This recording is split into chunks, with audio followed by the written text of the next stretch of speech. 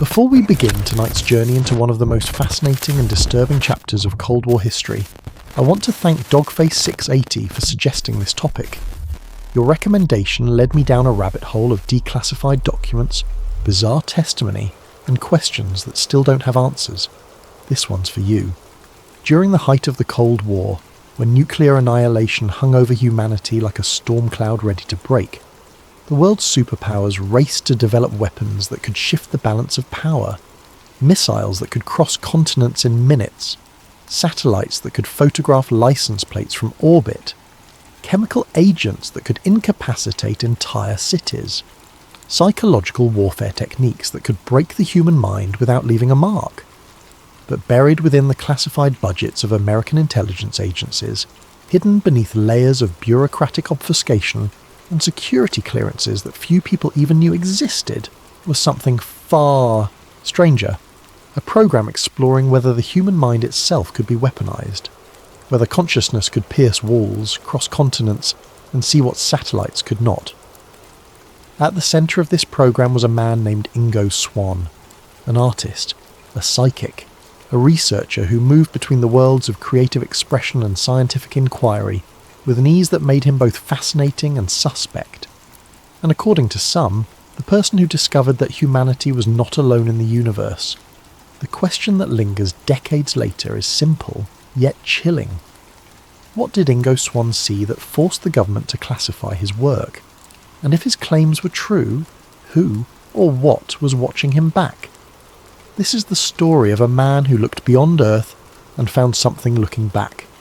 A story where the line between espionage and cosmic horror blurs into something neither science nor government was prepared to confront. Chapter 1. The artist with an unusual ability, Ingo Douglas Swann, was not a soldier. He was not a scientist in the traditional sense. He was a painter, a thinker, a man drawn to the edges of human experience where art and mystery converged. Born on September 14th, 1933, in Telluride, Colorado, Swann grew up in the high desert country where the sky stretched forever, and the mountains seemed to touch something beyond the physical world.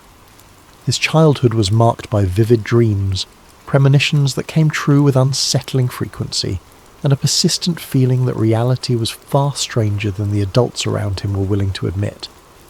By the time he reached adolescence, Swann had become convinced that he possessed an ability most people dismissed as fantasy, the capacity to perceive things beyond the reach of his five senses. He experienced what he called out-of-body episodes, moments where his consciousness seemed to detach from his physical form and drift through space, observing scenes from vantage points his body could not possibly occupy.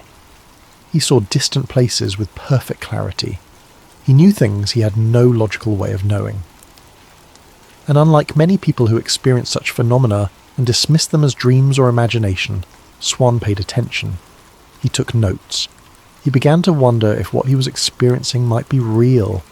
After high school, Swann moved to New York City, where he immersed himself in the vibrant art scene of the 1950s and 60s. He studied painting, worked odd jobs, and continued to explore the boundaries of his unusual perceptions. He read everything he could find about parapsychology, the emerging field of scientific study focused on psychic phenomena, extrasensory perception, and other abilities that existed outside the accepted frameworks of physics and biology. He learned that he was not alone, that researchers at universities across the country were conducting experiments with subjects who claimed abilities similar to his own. Throughout the 1960s, Swann volunteered as a test subject in laboratories that studied psychic phenomena. At the American Society for Psychical Research in New York, researchers hooked him up to electroencephalographs that measured his brainwaves, placed him in isolation chambers designed to eliminate sensory input, and asked him to describe objects hidden in sealed envelopes or distant rooms he'd never entered. Again and again, Swann produced results that defied chance. He described colours, shapes, locations with an accuracy that left scientists intrigued and sceptical in equal measure. Some dismissed his results as statistical anomalies. Others began to wonder if Swann had tapped into something real, something that challenged the foundational assumptions of modern science. But it was not until 1972 that Swann's life would change forever. That year, he received an invitation that would set him on a path toward government secrecy, classified experiments, and encounters with phenomena that would haunt him for the rest of his life.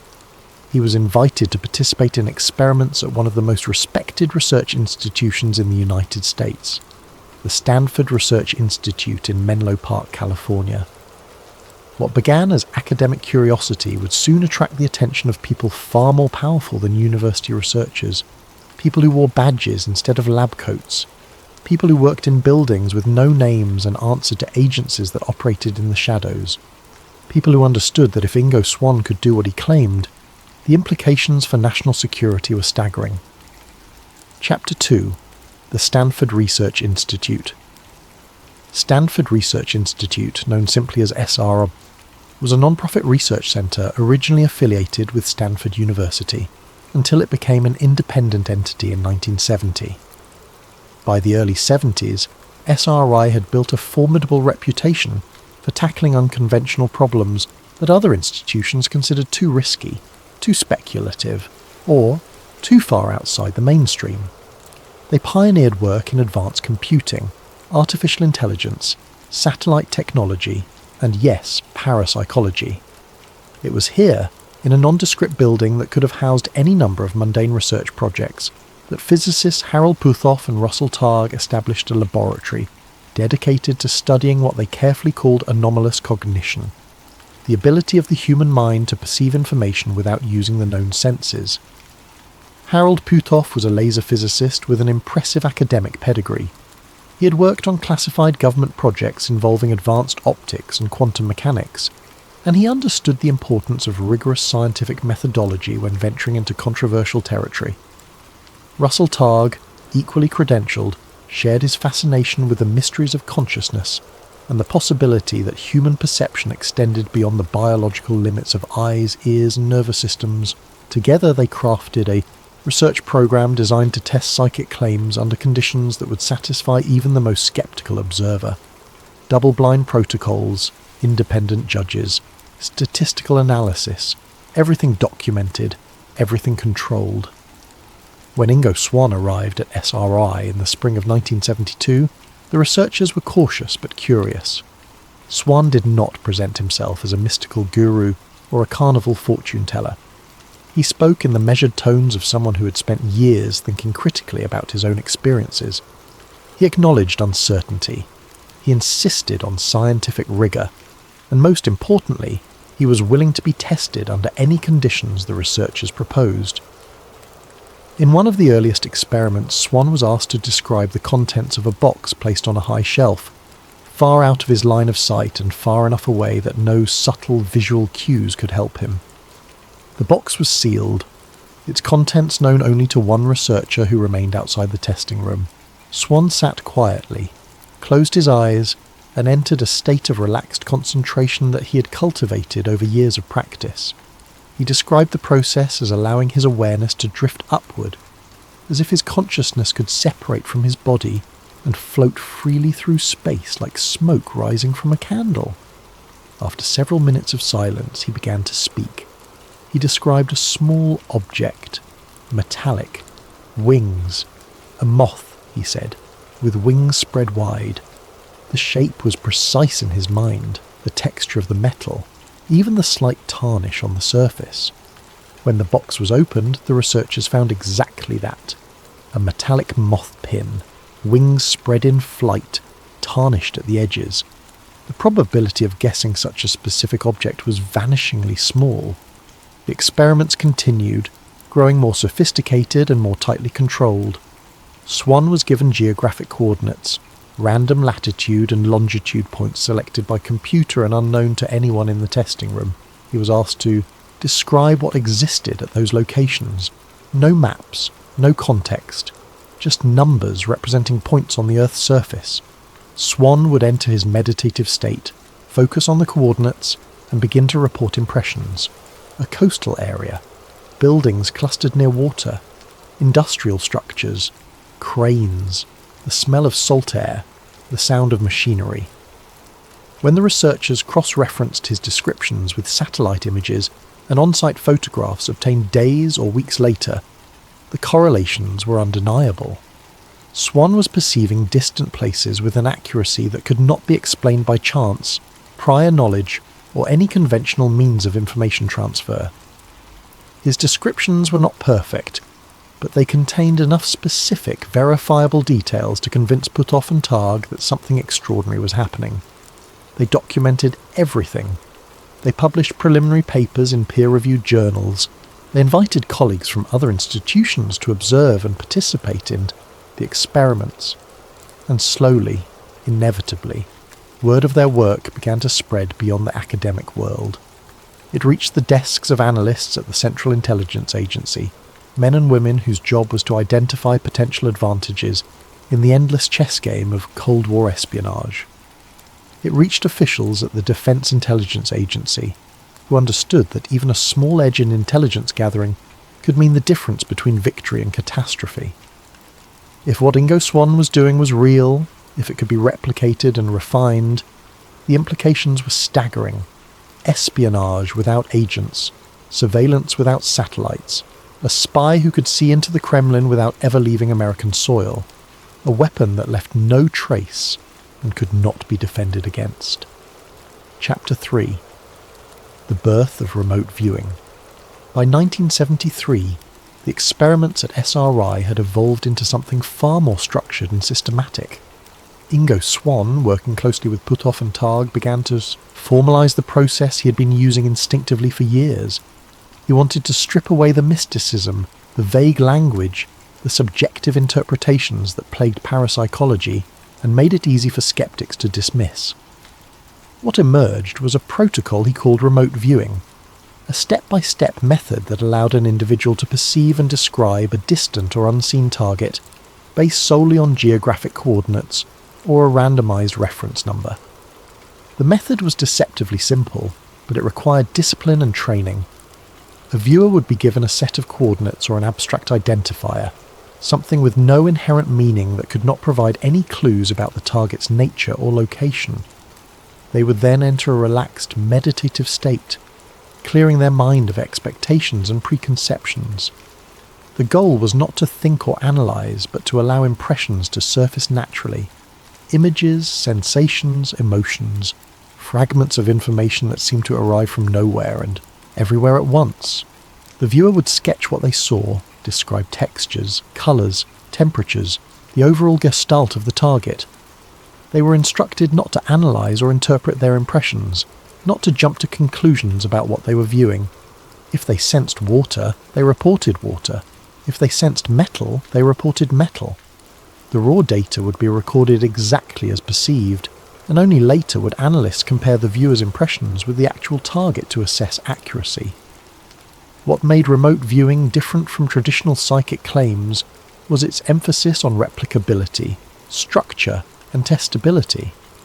Swann was not performing for an audience or relying on vague, symbolic language that could fit almost any outcome. He was producing detailed, testable data that could be verified against real-world targets, and crucially, he was teaching others to do the same. The protocols Swann developed became the foundation for a training program. Soon, other volunteers, many of them military personnel with security clearances and backgrounds in intelligence work, were learning to remote view under controlled conditions. The results varied widely. Most participants showed no ability whatsoever. Some produced results that were marginally better than chance. But a small percentage, perhaps 5 to 10%, demonstrated consistent accuracy that could not be explained by luck or coincidence. It was enough. Enough to convince key decision-makers within the intelligence community that the phenomenon, whatever its underlying mechanism, was worth pursuing. By the mid-70s, the research had attracted significant funding from multiple branches of the United States government. What had begun as an open, peer-reviewed academic experiment was now a classified intelligence program with restricted access, code words, and security protocols that rivaled those surrounding nuclear weapons research. Remote viewing was no longer just a curiosity discussed at parapsychology conferences. It was an operational asset, a tool deployed in the field alongside satellite imagery, signals intelligence, and human informants. and Ingo Swann, the artist who had once painted surreal landscapes on canvas, was now painting landscapes that existed thousands of miles away, in places he had never been, guided by nothing but coordinates in his mind, and a process that defied every principle of physics he had ever learned. Chapter 4: Intelligence, Agency, Interest. The involvement of the intelligence community transformed everything.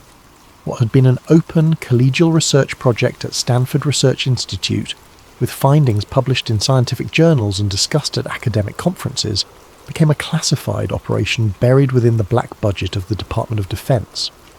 Remote viewing was no longer discussed in peer-reviewed papers. It was discussed in secure briefing rooms with armed guards at the door, where the word classified appeared on every page, and every participant signed non-disclosure agreements that carried criminal penalties for violation.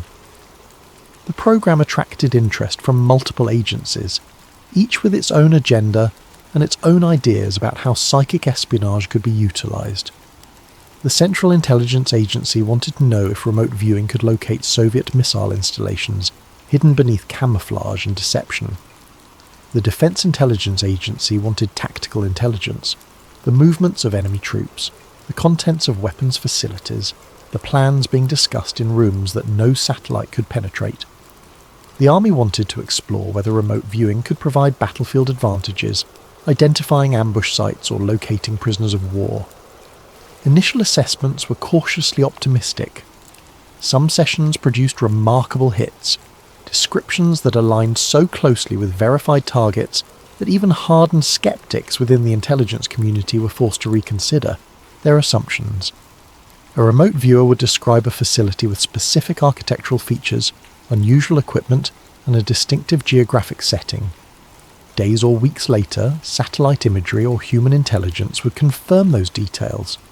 The correlations were too precise, too specific to be dismissed as coincidence. Other sessions were ambiguous or missed the mark entirely. Viewers would report impressions that bore no resemblance to the actual target, or their descriptions would be so vague that they could fit dozens of possible locations. The signal-to-noise ratio was poor. The reliability was inconsistent, but the potential was undeniable. If even a fraction of remote viewing attempts yielded accurate intelligence, if even 1 in 10 sessions produced actionable data that could not be obtained through conventional means, the strategic advantage could be enormous. Throughout the late 70s and into the 80s, the program expanded steadily. New viewers were recruited, from military and intelligence backgrounds, individuals with the discipline and mental toughness to endure the intense training and the psychological stress of attempting to perceive targets. Their conscious minds insisted they could not possibly see. Training protocols were refined based on Swann's original methodology, but adapted to the needs of operational intelligence work. The focus shifted from laboratory experiments designed to prove the phenomenon existed to practical applications designed to extract useful information from targets of strategic importance. Operational missions were conducted alongside more controlled laboratory experiments. Targets included Soviet military installations buried deep in the Ural Mountains, suspected terrorist hideouts in the Middle East, locations of strategic interest in Eastern Europe and Asia, and even domestic targets when criminal investigations or hostage situations demanded every available resource. Some missions were successful, others were not. But the program persisted year after year, funded by agencies that rarely admitted failure and never discussed their most sensitive operations in public. The existence of the program was one of the most closely guarded secrets in the intelligence community. Only a small number of officials knew the full scope of the research. Even within the program, information was compartmentalized according to strict need-to-know principles. Viewers often did not know what they were viewing. They received only abstract identifiers, strings of numbers or letters that meant nothing without context. Analysts did not know how the information was obtained. They received reports that described targets in detail, but offered no explanation for the source of the intelligence. And Ingo Swann, the man who had helped birth the entire endeavour, was becoming something more than a researcher or a subject. He was becoming a legend. And with that legend came stories that went far beyond Cold War. Espionage, stories that touched on mysteries the intelligence community had never anticipated exploring. By the early 1980s, the program had been given a code name that would later become public knowledge when documents were declassified: Project Stargate. But long before that name entered the public domain, long before congressional inquiries and skeptical reviews and official denials, Ingo Swann had participated in sessions that would define the rest of his life and fuel conspiracy theories for decades to come. Sessions where the targets were not Soviet facilities or terrorist cells. Sessions where the coordinates pointed not to earthly locations, but to places far beyond the atmosphere, to destinations that no human being had ever visited, and to discoveries that would challenge every assumption about humanity's place in the cosmos. Chapter 5. The Lunar Observation Session. It was during one of these classified sessions, conducted sometime in the late 1970s or early 1980s, that Ingo Swann claimed to have seen something that changed everything. The exact date remains classified, hidden in files that have never been released to the public. The participants, beyond Swann himself, have never been officially identified. But according to Swann's own accounts, detailed years later in interviews and in his book Penetration, The Question of Extraterrestrial and Human Telepathy, the target for this particular session was not a Soviet facility. It was not a terrorist compound or a weapons cache. The target was the moon. According to Swann, he was asked to remote view specific coordinates on the lunar surface. He was given no context, no explanation for why Earth's nearest celestial neighbour had suddenly become a subject of intelligence interest. In keeping with standard protocol, he received only the coordinates themselves, a string of numbers representing latitude and longitude on an airless world 238,000 miles away. He simply followed the protocol he had helped design. He relaxed his body, cleared his mind of expectations, and let his awareness drift across the vast emptiness of space that separated Earth from its ancient companion.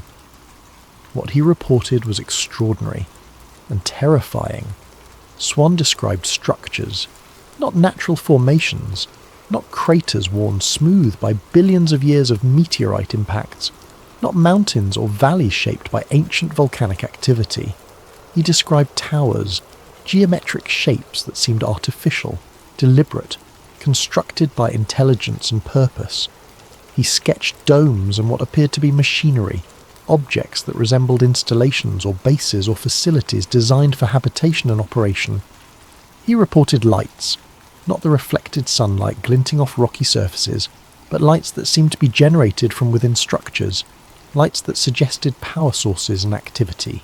He described movement, not the slow drift of dust, particles or the subtle shifts of shadows as the sun moved across the lunar sky. He described purposeful movement, shapes that appeared to be engaged in tasks, working with intent, as if they were maintaining equipment or conducting observations of their own. And most unsettling of all, he described figures, humanoid shapes, roughly the same size and proportion as human beings, moving near the structures he had observed, entities that walked upright, that manipulated objects, that seemed to possess technology and purpose. But the most disturbing detail Swann recorded was not what he saw. It was what he felt. He claimed that during the session, as he focused his awareness on these lunar structures and the entities moving among them, he experienced a sudden, overwhelming sensation of being watched. Not by the researchers in the room with him, not by colleagues monitoring the experiment from behind one-way glass.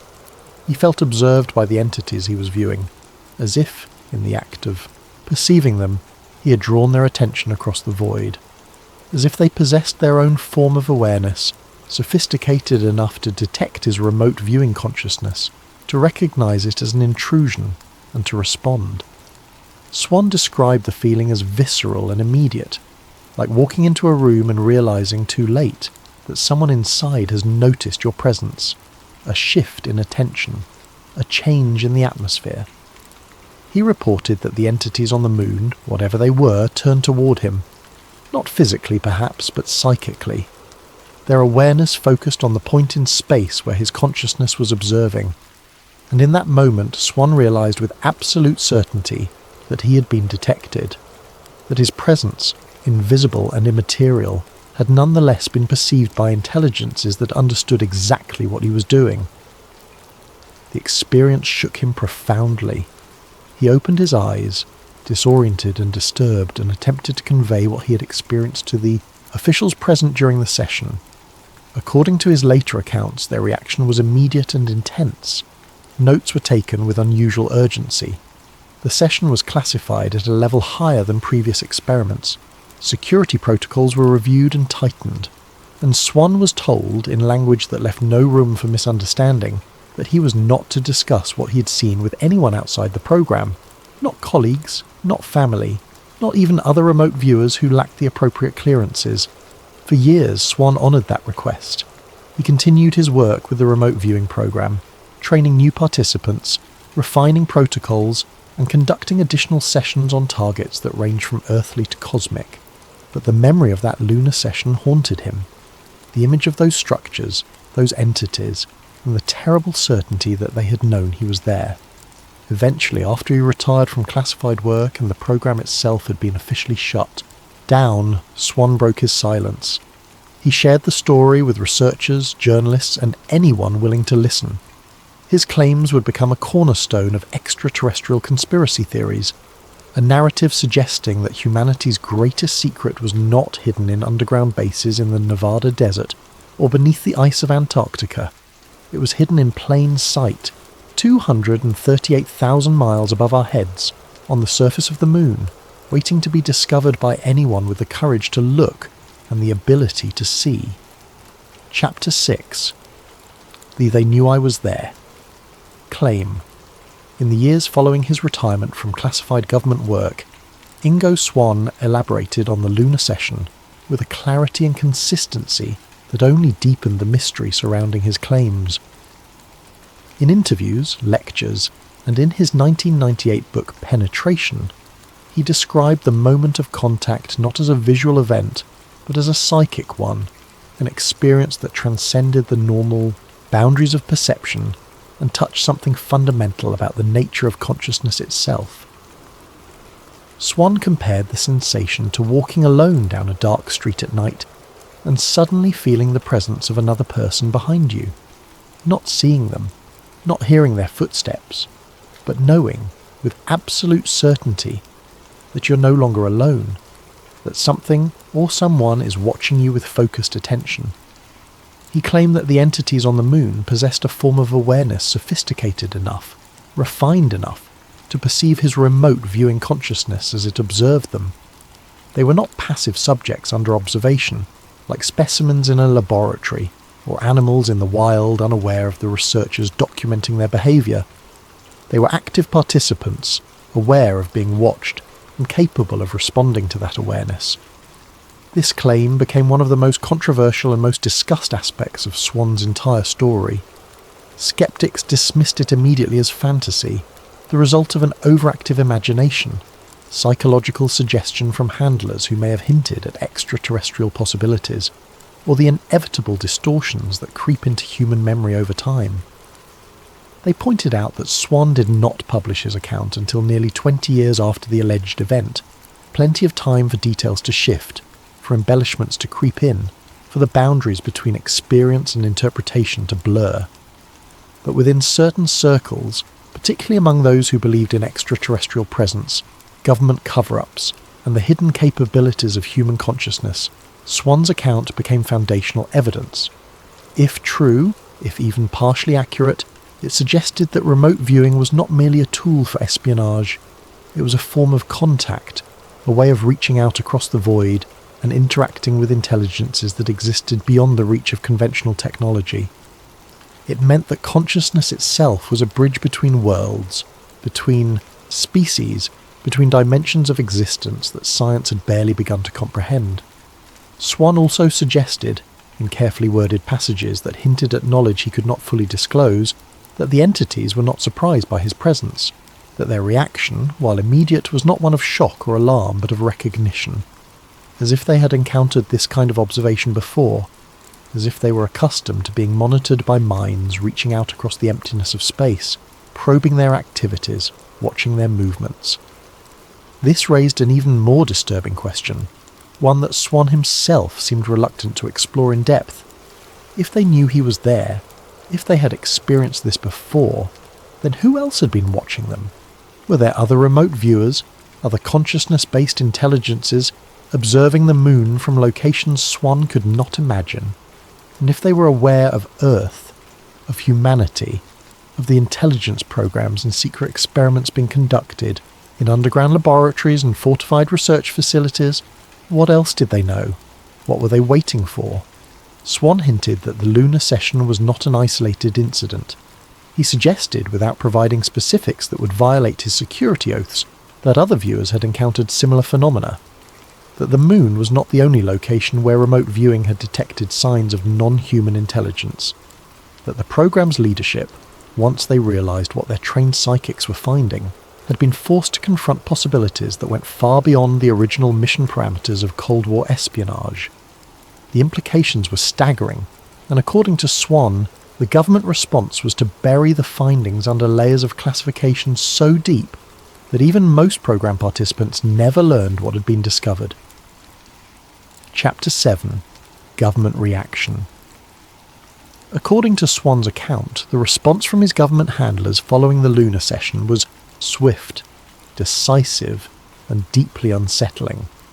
Officials who had previously treated remote viewing as an experimental intelligence tool, useful perhaps but not fundamentally different from other collection methods, now approached the subject with a level of seriousness that suggested something fundamental had changed.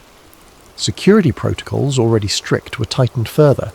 Access to certain data was restricted even among personnel who had previously enjoyed broad clearances within the program. And Swann himself was informed, through channels both official and unofficial, that specific targets, including any further lunar observations, were now categorically off-limits.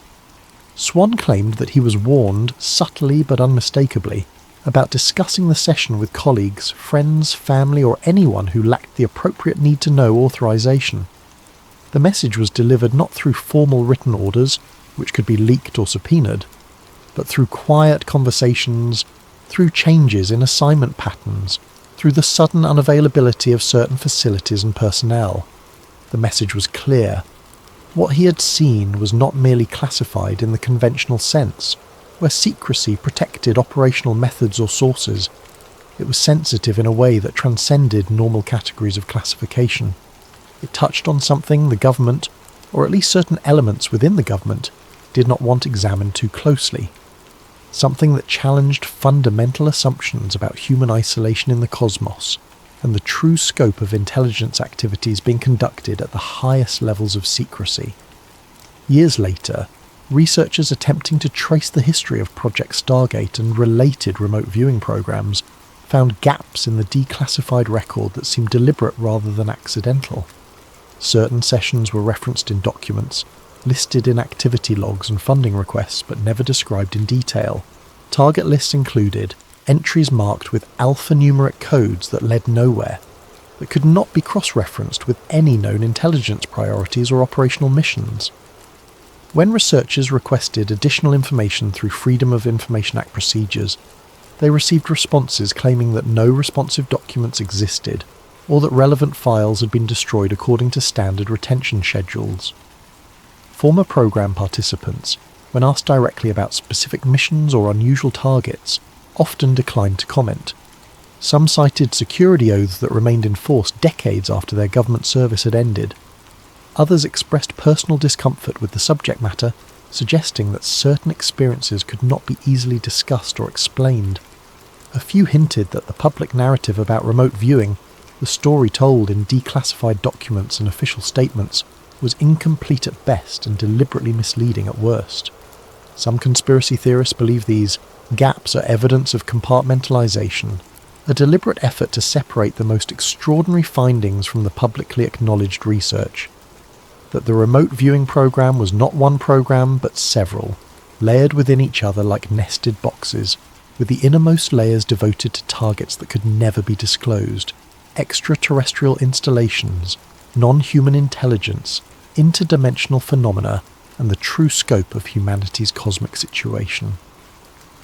that the mundane cover story about spying on Soviet weapons facilities was exactly that, a cover designed to provide plausible explanation for budget expenditures and personnel assignments while hiding the real purpose of the research. Swann himself suggested as much in his later writings, though always carefully, always stopping short of explicit claims that would violate his security agreements or expose him to legal consequences. He hinted that the lunar session was not an isolated incident, that other viewers had encountered similar phenomena at various locations throughout the solar system, and that the programme's eventual public shutdown was not the result of failure, but of success. That remote viewing had revealed truths the government was not prepared to share with the public, truths so profound and so destabilising that they could never be acknowledged without risking social upheaval, religious crisis, or mass psychological trauma. The implication was clear.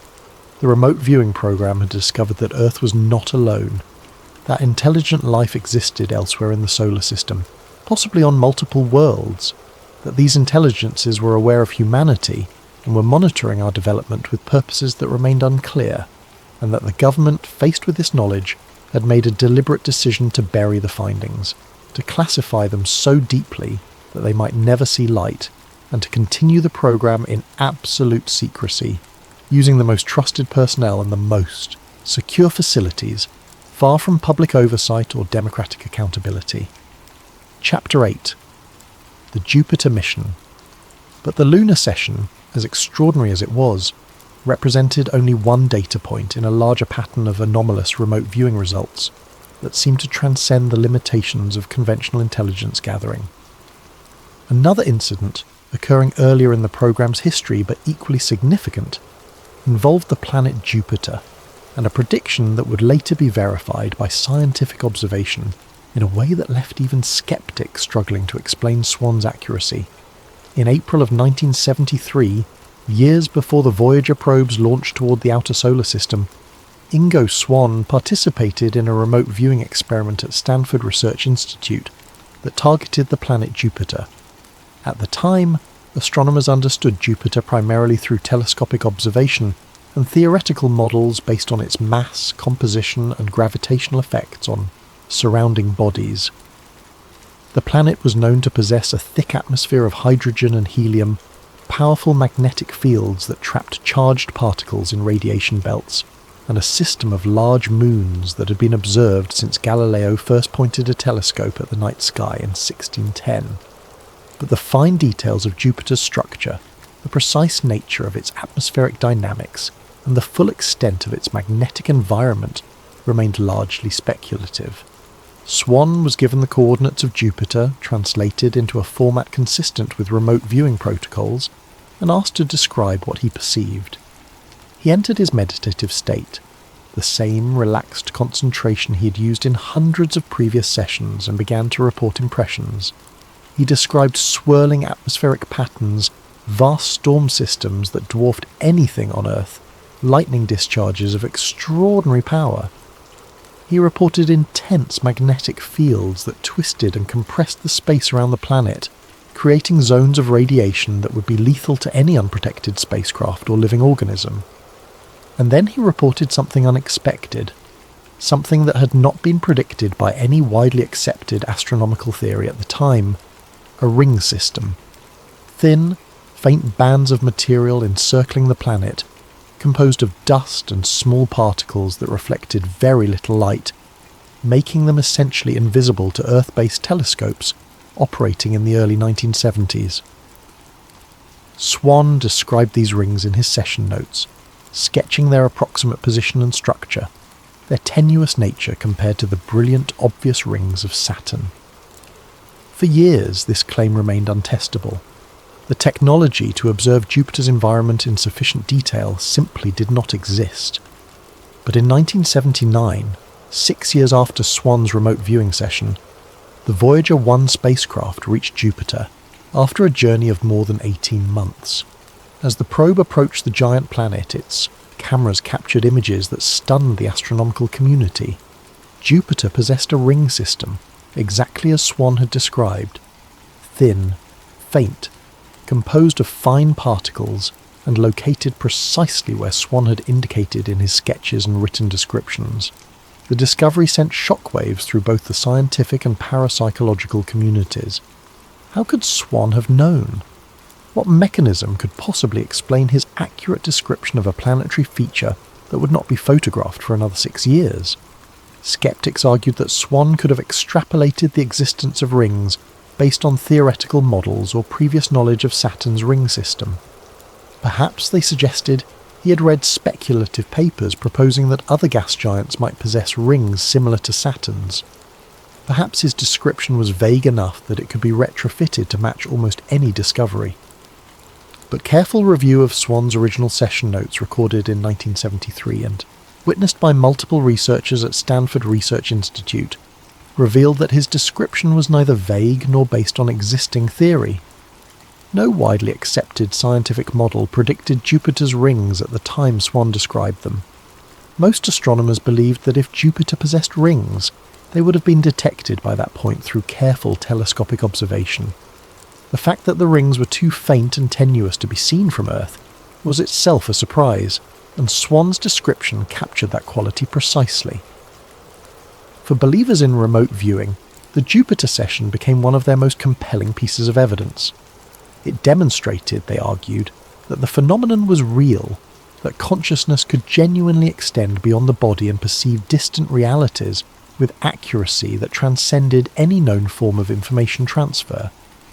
And if Swann could accurately describe a planetary feature 6 years before it was photographed, if his mind could somehow reach across hundreds of millions of miles of empty space and perceive the truth about a world no human had ever visited, then his claims about the moon, however extraordinary and disturbing they might be, could not be dismissed out of hand. The Jupiter session also raised profound questions about the nature of remote viewing itself. If Swann was perceiving Jupiter as it existed in 1973, when he conducted the session, then he was somehow accessing information about the present state of a distant location faster than light could travel between that location and Earth. The implications for physics were staggering. Alternatively, if he was perceiving Jupiter as it would be observed in 1979 when Voyager arrived, then remote viewing involved some form of precognition, a perception of future events that violated every principle of causality that science held sacred. Either possibility challenged the foundations of modern physics, and either possibility suggested that Ingo Swann, the artist from Telluride who had stumbled into parapsychology research through curiosity and persistence, had accessed something far beyond the reach of normal human consciousness, something that connected him to the cosmos in ways that science could not yet explain and government agencies were determined to exploit. Chapter 9. The Extraterrestrial Surveillance Theory. As Swann's story spread beyond the classified world and into the public domain through his writings, interviews, and the gradual declassification of remote viewing documents, conspiracy theorists began to construct a broader narrative that extended far beyond Cold War espionage. Remote viewing, they argued, was never primarily about spying on Soviet installations or locating hidden weapons caches. Those applications were real, certainly, and they provided useful cover for the program's existence. But the true purpose, the reason the intelligence community invested millions of dollars and decades of effort into researching and developing psychic espionage techniques, was something far more significant: monitoring extraterrestrial activity throughout the solar system and beyond. According to this theory, which draws on Swann's accounts, leaked documents, testimony from alleged program participants, and decades of accumulated UFO research, the United States government discovered very early in the remote viewing program that certain targets produced consistent anomalous results that could not be explained within conventional frameworks. Lunar coordinates yielded descriptions of structures and entities. Martian surface features, when viewed remotely, revealed signs of current or former habitation. Coordinates pointing to deep space locations sometimes produced reports of artificial objects, vessels or installations that defied natural explanation. Rather than dismiss these findings as errors, hallucinations, or the inevitable noise in an imperfect intelligence collection system, program leadership made a calculated decision to investigate further. Additional sessions were conducted, Protocols were refined to minimize the possibility of viewer imagination or expectation contaminating the data. Independent verification was sought wherever possible, through correlation with classified satellite imagery, signals intelligence, and other collection methods that rarely see public disclosure. And according to conspiracy theorists, the results were consistent and undeniable. The solar system was not empty. Intelligence in various forms and at various locations existed beyond Earth, and this intelligence was not passive or dormant. It was active, purposeful, and in some cases aware of human observation attempts. This discovery, if true, would represent the most significant finding in human history. It would dwarf every scientific breakthrough, every technological achievement, every philosophical or religious revelation, and it would create an immediate, overwhelming imperative for absolute secrecy. The social, political, religious, and psychological consequences of revealing extraterrestrial presence to the public would be catastrophic. Religious institutions would face existential crises. Political systems would be destabilized by the realization that humanity's struggles and conflicts were parochial concerns in a cosmos teeming with other civilizations. Economic systems might collapse as people questioned the value of wealth accumulation, career advancement, and material success in a universe where humanity occupied an uncertain and possibly insignificant position. Proponents of the extraterrestrial surveillance theory point to Swann's lunar session as a key example, but they also reference other alleged incidents scattered across the decades of remote viewing research. Viewers who claim to perceive underground bases on Mars, structures buried beneath the red dust and hidden from orbital observation. Sessions targeting asteroids that revealed signs of artificial mining operations, suggesting that someone or something was extracting resources from bodies that humans had only recently begun to study. Remote observations of unidentified craft entering and leaving Earth's atmosphere, objects that moved with impossible acceleration and exhibited flight characteristics beyond any known technology. These accounts, drawn from interviews with former military remote viewers, declassified session summaries with target information redacted, and testimony from individuals claiming insider knowledge, form a mosaic of extraterrestrial surveillance conducted not with telescopes or satellites, but with the human mind. The theory suggests that by the mid-1980s, the government realized that remote viewing posed a unique problem, unlike any other intelligence capability. Physical surveillance could be controlled through technology denial, security clearances and restricted access to facilities and equipment. But consciousness was fundamentally uncontrollable. If trained viewers within classified programs could perceive extraterrestrial installations and activities, then so too could individuals outside government oversight, psychics and natural remote viewers operating independently, potentially stumbling onto the same discoveries and sharing them publicly, without regard for security considerations or social consequences. The phenomenon, once weaponized and proven effective, could not be contained. And so, according to this theory, the public narrative shifted. Project Stargate and related programs were portrayed as failures, their results characterized as unreliable, inconsistent, and no better than chance. The official shutdown in 1995 was presented as the inevitable consequence of wasted resources and misguided hopes. The message to the public, to potential adversaries, and to the scientific community was clear. Remote viewing does not work. Psychic espionage is fantasy, and anyone who believes otherwise is chasing delusions. But insiders tell a different story. They insist that the program never truly ended, that it simply went deeper into the classified world, further from public oversight and democratic accountability, where only the most trusted personnel with the highest clearances had access.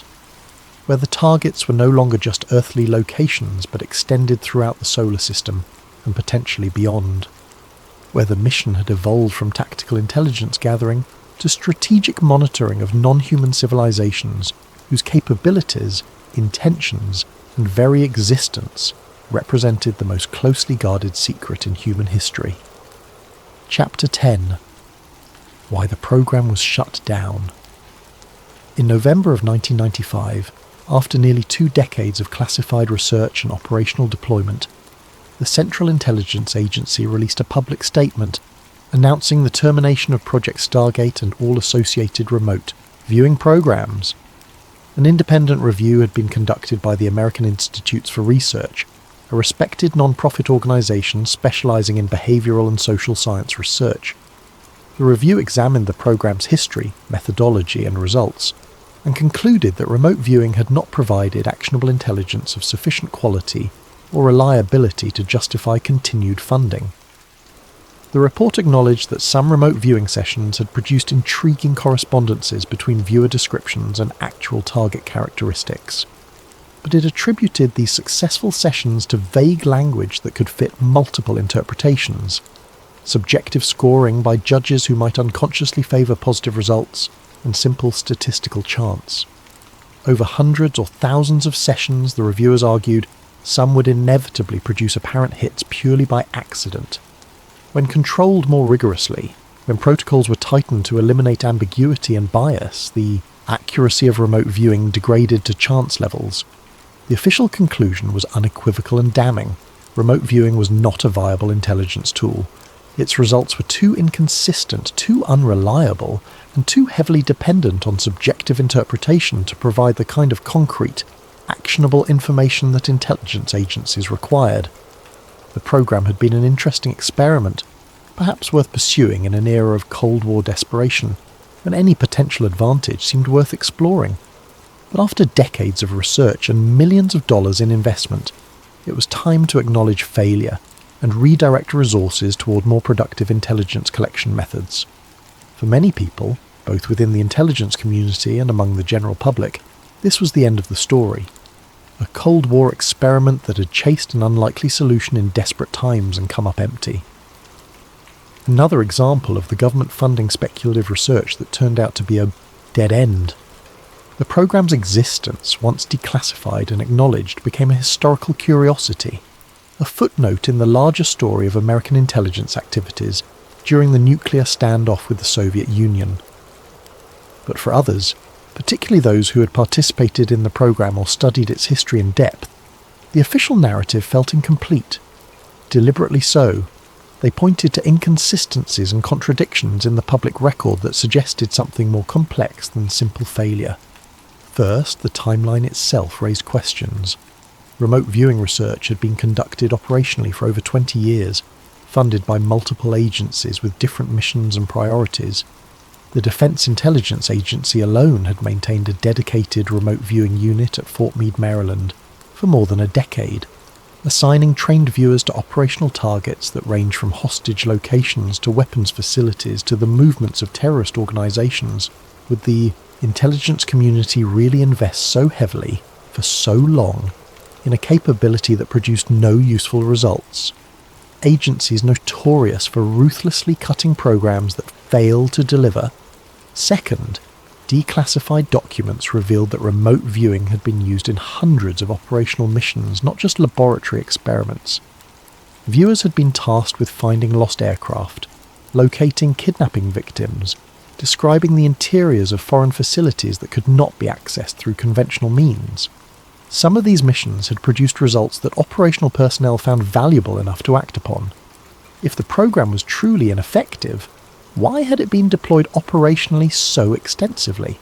Third, the independent review that led to the program's termination was conducted by psychologists with limited understanding of intelligence work and operational requirements. The criteria they used to evaluate remote viewing's effectiveness were narrow and arguably inappropriate. They assessed whether remote viewing could consistently produce intelligence of sufficient quality to serve as the sole basis for operational decisions. But no intelligence source, not satellite imagery, not signals intercepts, not human informants, met that standard. Intelligence work was always about assembling multiple sources, cross-referencing data, building a mosaic of understanding from incomplete and sometimes contradictory information. Judging remote viewing by an impossible standard ensured that it would fail the assessment. Fourth, the timing of the shutdown seemed suspicious to conspiracy theorists. The program was terminated just as public interest in government secrecy, extraterrestrial phenomena, and unconventional military research was intensifying in the mid-1990s. Television shows like The X-Files captured popular imagination, with stories of hidden truths and government cover-ups. The internet was making it easier for researchers and enthusiasts to share information, compare notes, and identify patterns across disparate sources. Keeping remote viewing research completely secret was becoming more difficult. Perhaps, theorists suggested, the public shutdown was a strategic retreat, a way to satisfy growing curiosity while protecting the most sensitive aspects of the program. Some former participants in Project Stargate have suggested, in carefully worded interviews and written accounts, that the program was not shut down but restructured, that the publicly acknowledged research, the part that was documented in files eventually released through declassification, was terminated as announced.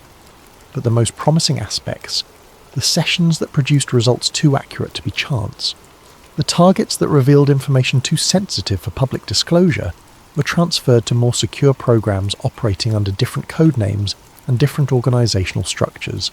Programs with no public face, no congressional oversight, no paper trail that historians or journalists could follow. If true, this would mean that remote viewing did not fail, it succeeded. And the truths it revealed were so profound, so destabilising to existing worldviews and power structures, that they could never be shared with the public without risking consequences that decision-makers considered unacceptable. The official narrative of failure was not an admission of defeat, but a cover story, a necessary fiction designed to end public and adversary interest in psychic espionage, while allowing the real work to continue in deeper secrecy. What might such a program look like today?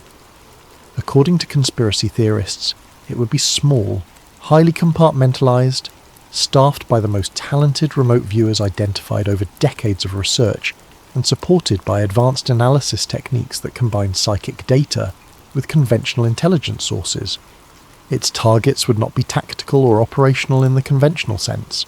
It would not waste resources locating terrorist hideouts or tracking the movements of enemy forces. Instead, it would focus on strategic questions that could not be answered through any other means. What are the intentions of non-human intelligences operating in the solar system? What technologies have they developed? What do they know about Earth, about humanity, about our capabilities and vulnerabilities? Are they hostile, indifferent, or something beyond human categories of intention? These are the questions that would justify continued investment in remote viewing long after the public program was supposedly shut down. These are the questions that would demand absolute secrecy, that could never be discussed in congressional hearings or budget justifications or declassified documents released decades later. And these are the questions that Ingo Swann may have begun to answer during a lunar observation session more than 40 years ago when he looked beyond Earth and found something looking back. Epilogue. The Mind as a Classified Frontier. Ingo Douglas Swann passed away on January 31st, 2013, at the age of 79, leaving behind a legacy that remains deeply contested and impossible to definitively resolve. To mainstream science, he was a curiosity, a man who made extraordinary claims about human consciousness and psychic perception that could never be replicated under sufficiently rigorous conditions. His accounts of remote viewing success, particularly the Jupiter rings prediction, were acknowledged as intriguing but ultimately attributed to coincidence, vague description, or the inevitable false pattern. Recognition that occurs when people look for connections in ambiguous data. To the intelligence community, at least the parts of it willing to discuss remote viewing at all, Swann was a pioneer who helped develop techniques that may or may not have produced operationally useful intelligence. Officials who ran Project Stargate offer carefully neutral assessments, acknowledging that some sessions produced remarkable results, while others were complete failures, and leaving ultimate judgments about the program's effectiveness to historians and researchers who will never have access to the most sensitive files, and to conspiracy theorists, to believers in extraterrestrial presence and government cover-ups, to people convinced that the deepest truths about reality are hidden behind walls of classification and official denial. Ingo Swann was a prophet, a man who glimpsed the truth about humanity's place in the cosmos, who discovered through direct psychic perception that we are not alone and never have been, and who paid a price for speaking that truth aloud. A price measured in ridicule, skepticism, and the knowledge that the most important things he learned would never be believed by the majority of people he tried to warn. The question at the heart of Swann's story, the question that echoes through decades of remote viewing research and thousands of documented sessions, is not whether remote viewing works in some abstract sense. Enough data exists, both in declassified documents and in peer-reviewed research, to suggest that under certain conditions, some individuals can perceive information about distant locations without using their ordinary senses. The statistical evidence, while controversial and hotly debated, is sufficient to prevent outright dismissal by anyone who examines it carefully and honestly. The real question is what they are perceiving, and this question opens onto mysteries far deeper and more disturbing than the mechanics of extrasensory perception. If consciousness can truly extend across distance, piercing walls and crossing continents, observing locations that the physical body has never visited, then surveillance is no longer limited to satellites circling in orbit, to drones hovering over battlefields, to hidden cameras planted in secure facilities. The mind itself becomes an instrument of observation, one that cannot be blocked by physical barriers, that leaves no trace, and that operates according to principles that science has barely begun to understand. And if that capability exists, if Ingo Swann and others like him genuinely possess the ability to project their awareness across space and perceive distant realities, then the implications extend far beyond intelligence gathering and Cold War espionage.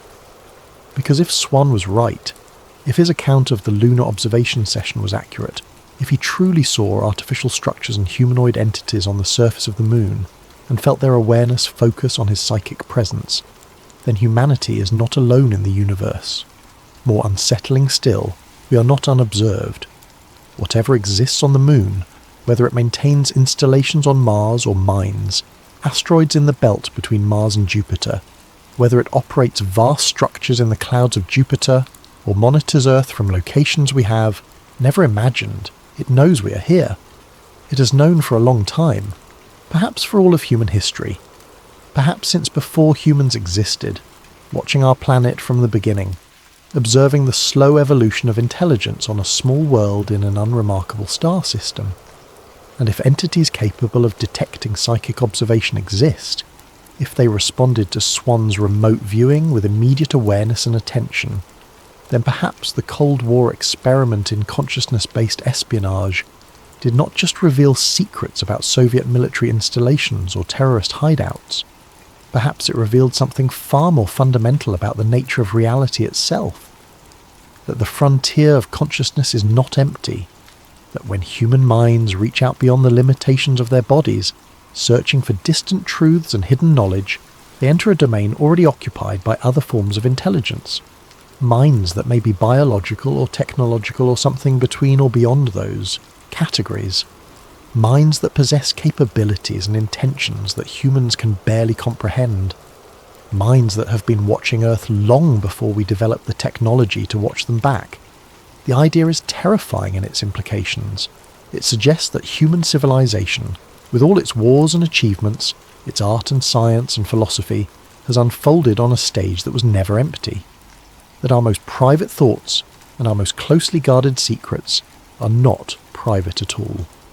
That the development of nuclear weapons, the space race, the entire trajectory of human technological progress has been observed by intelligences whose purposes remain unclear and whose power may be beyond our ability to comprehend or resist. And it suggests that the government, or at least certain elements within the government, discovered this truth decades ago through remote viewing research. That officials tasked with protecting national security and maintaining social stability made a conscious decision to hide that discovery, to classify it so deeply that most people in positions of power would never learn it, and to continue monitoring non-human intelligence in absolute secrecy while the public remained ignorant of the cosmic context in which human civilization exists. If Ingo Swann's story is true, even partially, it means that the most important question humanity has ever asked, are we alone in the universe, was answered in a classified laboratory sometime in the late 20th century. And the answer was not only that we are not alone, but that we have never been alone, that the moon harbours secrets that would shatter every assumption about human uniqueness, and isolation, and that the government has known this for decades while carefully maintaining public ignorance. The only question left, the question that cannot be answered without access to files that may never be declassified, is what else the government has learned, whether the remote viewing programs quietly continuing in deeper secrecy after their public termination have uncovered additional truths about extraterrestrial presence, intentions, and capabilities. Whether trained psychic viewers, working in facilities whose locations and even existence are unknown to the public, continue to observe the Moon, Mars, and other locations throughout the solar system. Whether they have made contact in ways that transcend physical communication. Whether they have learned things about the nature of consciousness, the structure of reality, and humanity's role in a populated cosmos that would forever change how we understand ourselves. And whether someday, through declassification, or leaks, or the inevitable erosion of secrecy over time, that knowledge will finally emerge into public awareness. Whether humanity will learn what Ingo Swann saw when he closed his eyes and looked beyond Earth. Whether we will confront the truth that we are not the dominant intelligence in our own solar system, that we are observed and have been for longer than we can imagine, and that the cosmic isolation we assumed was our condition is an illusion we have maintained only through ignorance. For now, the story remains what it has always been, an unresolved mystery, a tale that exists in the contested space between science and speculation, between official denial and persistent testimony. Ingo Swann is gone, taking whatever full truth he possessed to his grave. The documents remain classified, hidden in archives that researchers cannot access, and the Moon continues its endless orbit, silent and watchful, keeping whatever secrets may lie beneath its ancient cratered surface. But for those willing to consider the possibility, for those who find Swann's account compelling despite the lack of conclusive proof, the implications are profound. The next time you look up at the Moon hanging in the night sky, consider that you may not be the only one observing. That consciousness may flow both ways across that 250,000 miles of emptiness, that someone or something may be looking back, and that the government may have known this all along.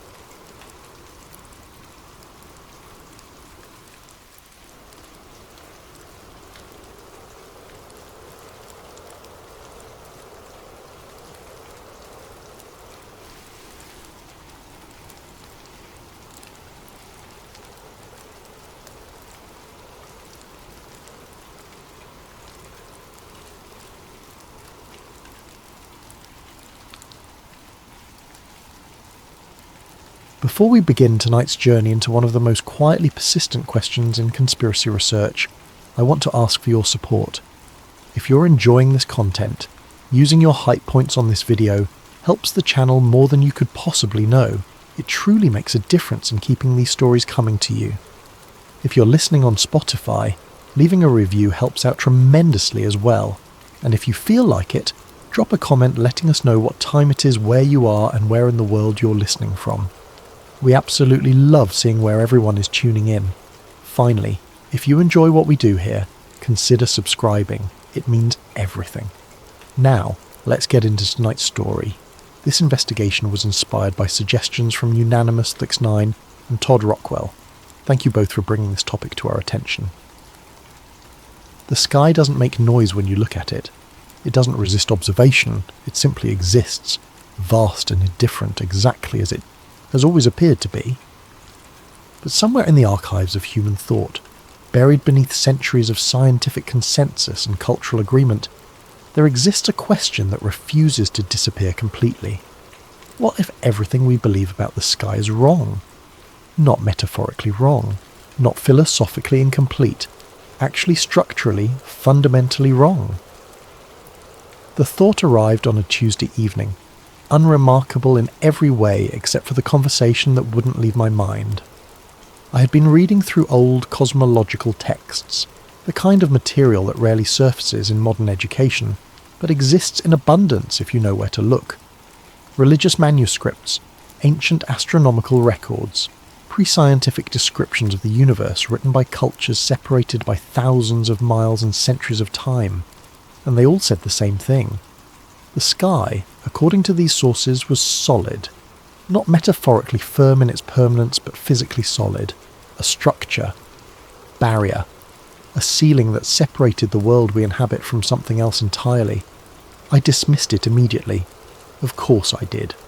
We live in an age where satellites orbit overhead, where we've sent probes beyond our solar system, where the very concept of a solid sky sounds like the superstition of people who didn't know better. But the dismissal felt reflexive rather than reasoned, and that distinction bothered me more than the claim itself, so I kept reading. Chapter 1. The Ancient Sky. The cosmology of ancient civilizations was not primitive guesswork. It was systematic, detailed, and remarkably consistent across cultures that had no contact with one another. The Hebrews, the Babylonians, the Egyptians, the early Greeks, indigenous cultures across the Americas and Asia, all described the sky using the same fundamental structure. A solid expanse above the earth, waters above this expanse, waters below. The heavens as something you could not pass through, only observe. The book of Genesis describes it explicitly in the creation account. On the second day, God creates a firmament to separate the waters above from the waters below. The word used in Hebrew is rakia, which translates to something beaten out, hammered flat, stretched like metal. It is described as strong, unyielding, transparent but tangible. This wasn't metaphor. The ancient cosmographers were describing what they believed to be the literal architecture of reality. I spent weeks reading through original texts, translations, scholarly commentaries. The consistency was staggering. The Book of Job describes the sky as hard as a molten mirror. The Psalms refer to the firmament as strong, established, praiseworthy in its construction. The prophet Isaiah speaks of God stretching out the heavens like a curtain, spreading them like a tent to dwell in. These are not poetic flourishes, they are architectural descriptions. The Babylonian Enuma Elish, one of the oldest creation myths we have, describes Marduk creating the sky from the body of Tiamat, the primordial chaos monster. He splits her in half. One half becomes the earth, the other becomes the sky, but critically it remains a body, solid, formed, a structure that holds back the cosmic waters that existed before creation. The text is specific about this. Marduk sets guards at the sky to ensure the waters do not escape. He creates bolts and locks. He establishes watchers. The sky is not empty space. It is a constructed barrier with a specific function: containment. Egyptian cosmology operates on similar principles. Nut, the sky goddess, is depicted in tomb paintings and temple reliefs as a woman arching over the earth, her body forming the vault of heaven. Her fingertips touch the eastern horizon. Her toes touch the western horizon. Between her body and the earth, everything exists. She's not symbolic, she's structural. The Egyptian creation myth from Heliopolis describes the primordial mound rising from the waters of Nun, the infinite ocean. The sky is created as a separation, a division that creates space for life. But it is always described as something above, something that must be held up, often by the god Shu, who stands between earth and sky, arms raised, preventing collapse. This image appears everywhere in Egyptian art. The sky must be supported. It has weight. It exerts pressure. It is not void. Hindu cosmology takes the layered approach. The universe consists of multiple lokas, or realms, stacked vertically. Above the earth is the atmosphere, then various celestial realms, then the abode of the gods. Each layer is distinct, separated by boundaries. The highest realm, Brahma Loka, sits at the top, but even it is contained within a larger cosmic structure. The Rig Veda, one of the oldest religious texts in existence, describes the sky as being held up by pillars. The Vishnu Purana speaks of cosmic shells, layers of reality encased one within another like nested spheres. The outermost shell is described as impenetrable, beyond which nothing exists. In China, ancient cosmology described the sky as a dome or canopy covering a square earth. The Zhou Bi Suan Jing, an astronomical text from around the 1st century, presents calculations based on the sun moving in a circular path above a flat plane beneath a celestial dome. The text includes mathematical formulas for predicting solar and lunar positions based on this model. These weren't religious texts, they were technical manuals. In the Americas, the pattern continues. The Hopi emergence narrative describes the people travelling upward through multiple worlds, each with its own sky ceiling. When the sky of one world became corrupt or exhausted, the people would find a sipapu, an opening, and climb through to the next level above. The Maya developed one of the most sophisticated astronomical systems in the ancient world. They could predict eclipses centuries in advance. They tracked Venus with precision that rivals modern calculations. Their long count calendar is a mathematical achievement that still impresses scholars. And yet they describe the sky as bounded. The Maya cosmos consisted of 13 layered heavens above the earth and 9 layered underworlds below. Each level was distinct, ruled by different gods, accessible only through death or shamanic journey. The sky was not infinite. It was structured, divided, ordered. The Aztec cosmology follows similar patterns. The Codex Vaticanus depicts the universe as layers, with the Earth in the middle and multiple sky levels stacked above. The highest level, Omeokon, is the dwelling place of the dual god Ometeotl, but even this supreme realm is contained within the overall structure. I started keeping a list. Every culture I examined, every ancient cosmological text, every creation myth and astronomical treatise, they all agreed. The sky is solid. The sky is bounded. The sky is a structure, not a void. The Sumerians, the Akkadians, the Phoenicians, the ancient Persians, the Norse with their Yggdrasil world tree holding up multiple realms, the Aboriginal Australians with their sky-world ancestors, the Polynesian navigators who mapped the stars with incredible precision but described the heavens as a dome resting on the horizon. I found myself asking, why would every major culture independently arrive at the same conclusion? The standard answer is that ancient people simply didn't know better. They looked up, saw a blue expanse that seemed solid, and assumed it was. But that explanation requires us to believe that civilizations capable of building pyramids aligned to celestial events, capable of predicting eclipses and tracking planetary movements with astonishing accuracy, were simultaneously incapable of recognizing empty space when they saw it. It didn't add up. These cultures were observational. They watched the sky obsessively. They tracked stars, planets, the moon, the sun. They created calendars so precise that we still marvel at them today. The Antikythera mechanism, an ancient Greek analog computer used to predict astronomical positions, demonstrates a level of technical sophistication that seems impossible for its era. The builders of Stonehenge aligned massive stones to solar and lunar events with precision that required generations of careful observation. The Pyramid of Giza is aligned to true north with an accuracy of 3/60ths of a degree. The Mayan observatory at Chichen Itza tracks the equinoxes with architectural precision. These were not primitive people making wild guesses. They were careful, systematic observers of the heavens. And yet, across all of that careful observation, none of them described the sky as infinite empty space. They described a boundary. Not because they lacked imagination, but because that's what they observed, or believed they observed, or were taught to observe. The question that kept nagging at me was simpler than I wanted to admit. What if they were right? Chapter 2. The Shift in Understanding. The transformation in how humanity understood the sky did not happen gradually. It happened abruptly, during what we now call the Scientific Revolution, roughly between the 16th and 18th centuries. Before this period, European cosmology still followed the ancient model. The Ptolemaic system, developed by Claudius Ptolemy in the 2nd century, described Earth at the centre of nested crystalline spheres. Each sphere carried a celestial body: moon, sun, planets, stars. Beyond the outermost sphere lay the primum mobile, the first mover that caused all celestial motion.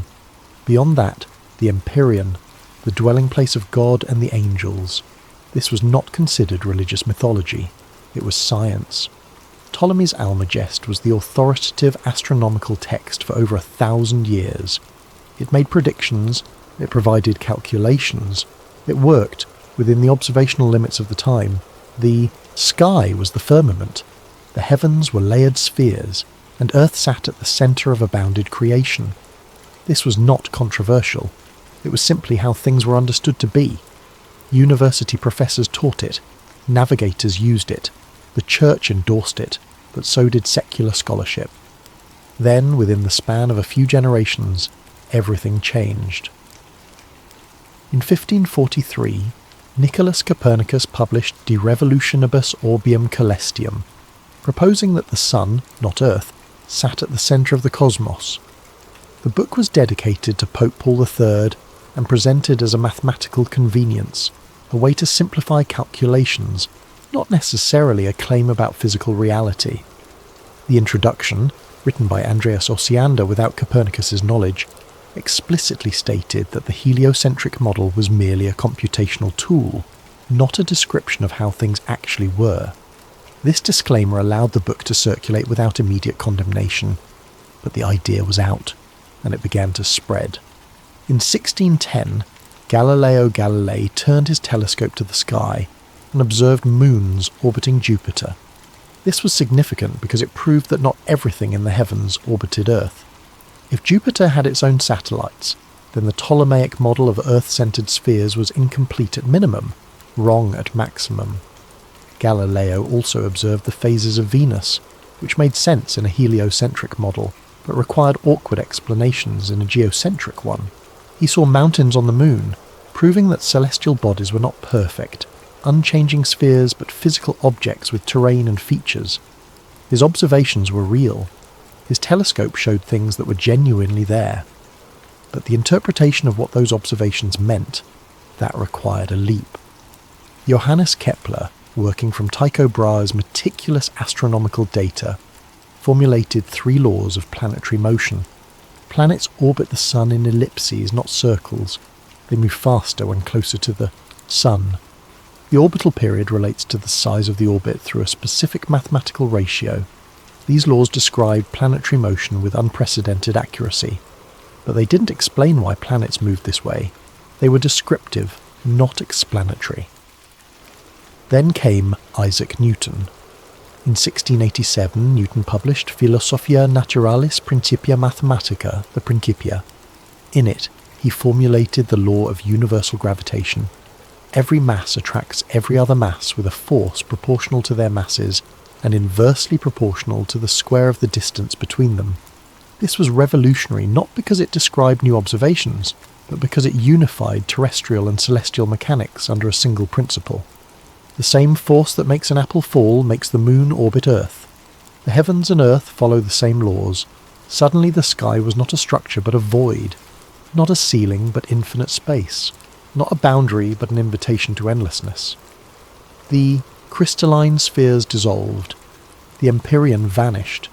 In their place, emptiness, governed by invisible forces extending forever. The shift was presented as enlightenment, as humanity finally seeing clearly after millennia of ignorance. And perhaps that's exactly what it was. But what struck me, reading through the transition documents, was how little actual proof was required for people to abandon the old model entirely. No one went up and touched the sky to confirm it wasn't solid. No one demonstrated that the ancient descriptions were physically impossible. What happened was that a new framework was proposed, one that made mathematical sense within certain assumptions, and the old framework was discarded not because it was disproven, but because it was no longer needed. Consider what actually changed. Observations of planetary motion existed before Copernicus. The same data that supported the Ptolemaic model was reinterpreted to support the Copernican model. Ptolemy could predict eclipses. So could Copernicus. Both systems worked mathematically. The choice between them was not purely empirical. It was aesthetic, philosophical. The Copernican model was simpler. It eliminated some of the complex epicycles, circles within circles that Ptolemy required. But simplicity is not proof of truth. Newton's gravity was more troubling. It worked brilliantly. It predicted the motion of celestial bodies with precision that still impresses today. but Newton himself admitted he had no idea what gravity actually was. He could describe its effects, but not its mechanism. In the Principia, he wrote, "I have not as yet been able to discover the reason for these properties of gravity from phenomena, and I do not feign hypotheses. Gravity was action at a distance, an invisible force with no physical medium. Objects attracted each other across vast emptiness without touching, without any mechanical connection. This was, philosophically, just as mysterious as crystalline, spheres, but it was useful, and utility, in the emerging scientific culture, began to matter more than explanation.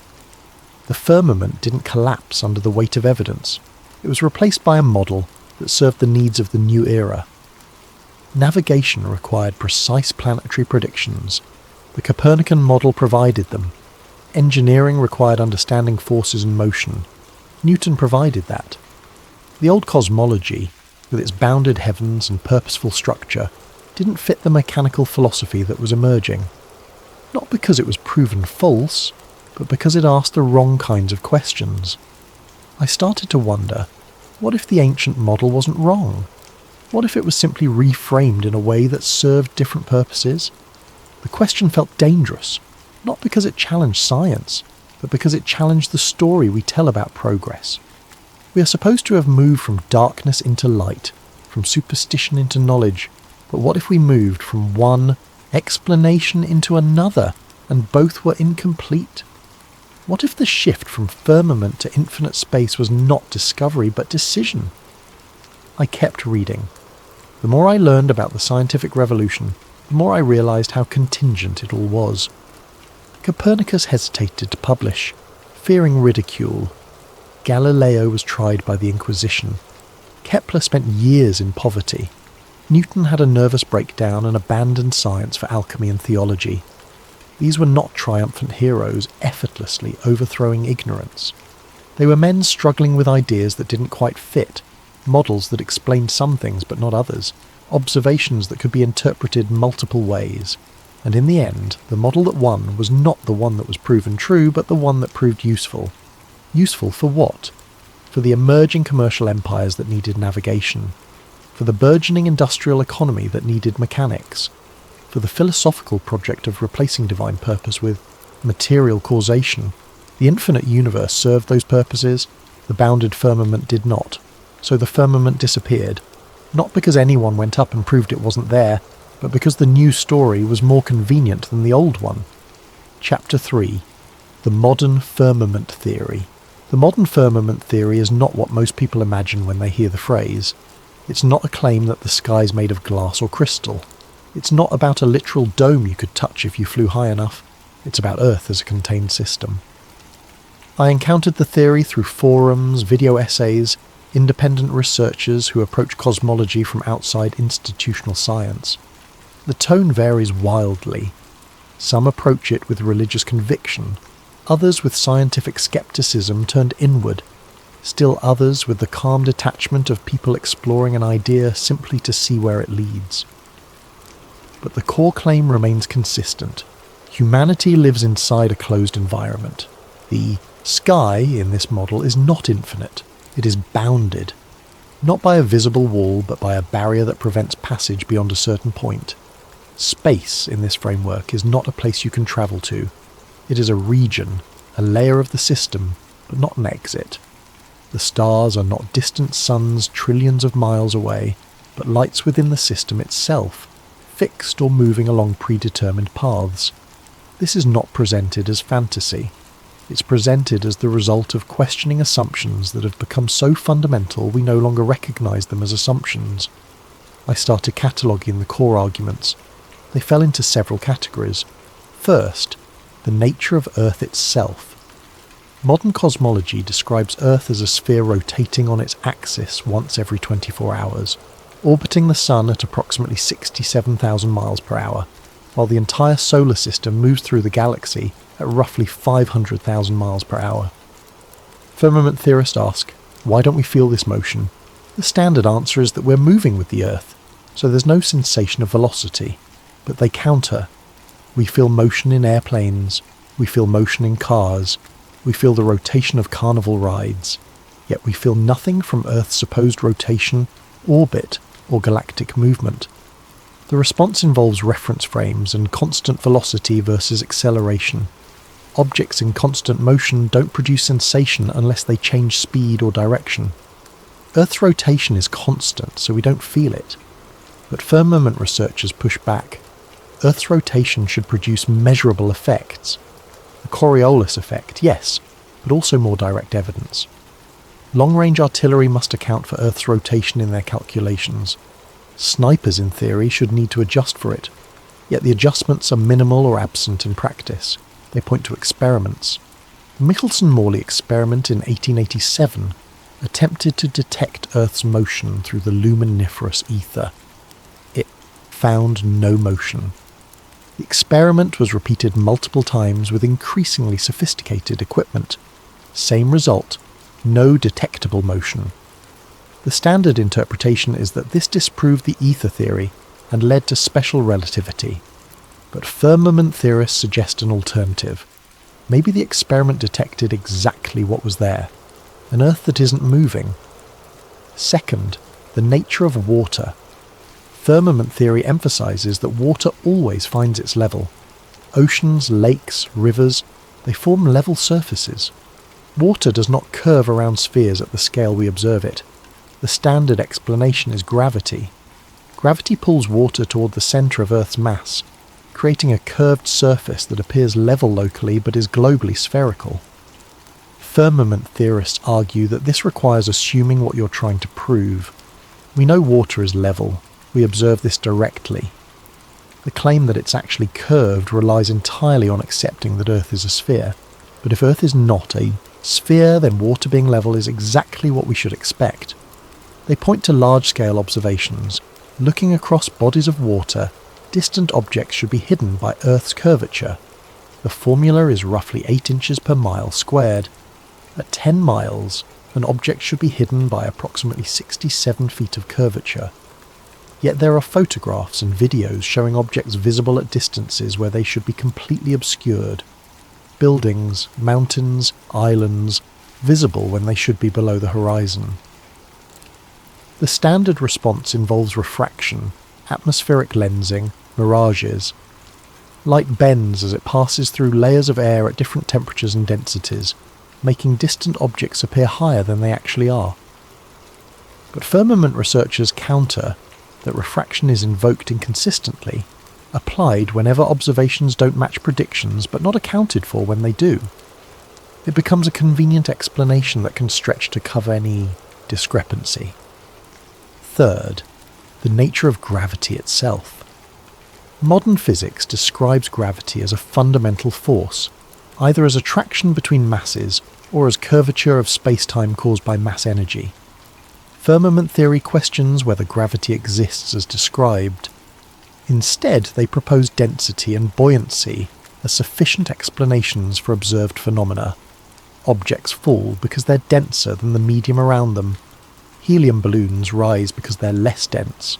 No attractive force required. This seems simplistic, but they argue it's actually simpler than invoking a mysterious force that acts at infinite distance without any physical medium. Newton admitted he couldn't explain how gravity worked. Einstein reformulated it as geometry, but that doesn't explain what causes the curvature. Modern physics treats gravity as one of 4 fundamental forces, but it's the weakest and the most poorly understood. We can't unify it with quantum mechanics. We can't detect gravitational waves reliably despite building enormous interferometers. We can't explain dark matter or dark energy, except as placeholders for something that makes the math work.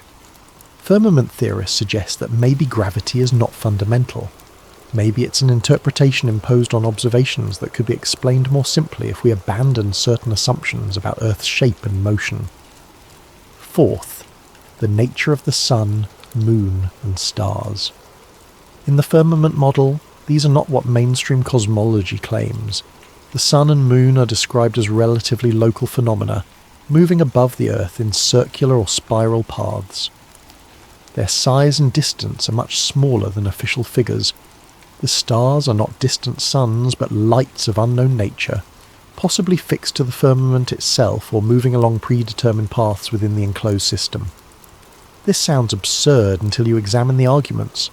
The distance to the Sun is calculated using parallax and astronomical units derived from assuming Earth's orbit. But if Earth isn't orbiting, those calculations collapse. The size of the Sun is calculated from its assumed distance. Again, if the distance is wrong, the size calculation is wrong. What we actually observe is a bright disk in the sky that appears to be a certain angular size. Everything else is inference based on the heliocentric model. Firmament researchers point out that the Sun and Moon appear to be the same angular size, which is why we get perfect solar eclipses. In the standard model, this is an extraordinary coincidence. The Sun is 400 times larger than the Moon, and happens to be 400 times farther away, making them appear identical in size from Earth. In the firmament model, the Sun and Moon are simply local objects of similar size and distance. No coincidence required. The stars present their own puzzles. Polaris, the North Star, remains fixed in position, while all other stars rotate around it. This makes sense in a geocentric model where the sky rotates above a stationary Earth. It requires more complex explanation in a heliocentric model where Earth is rotating, orbiting, and moving through the galaxy.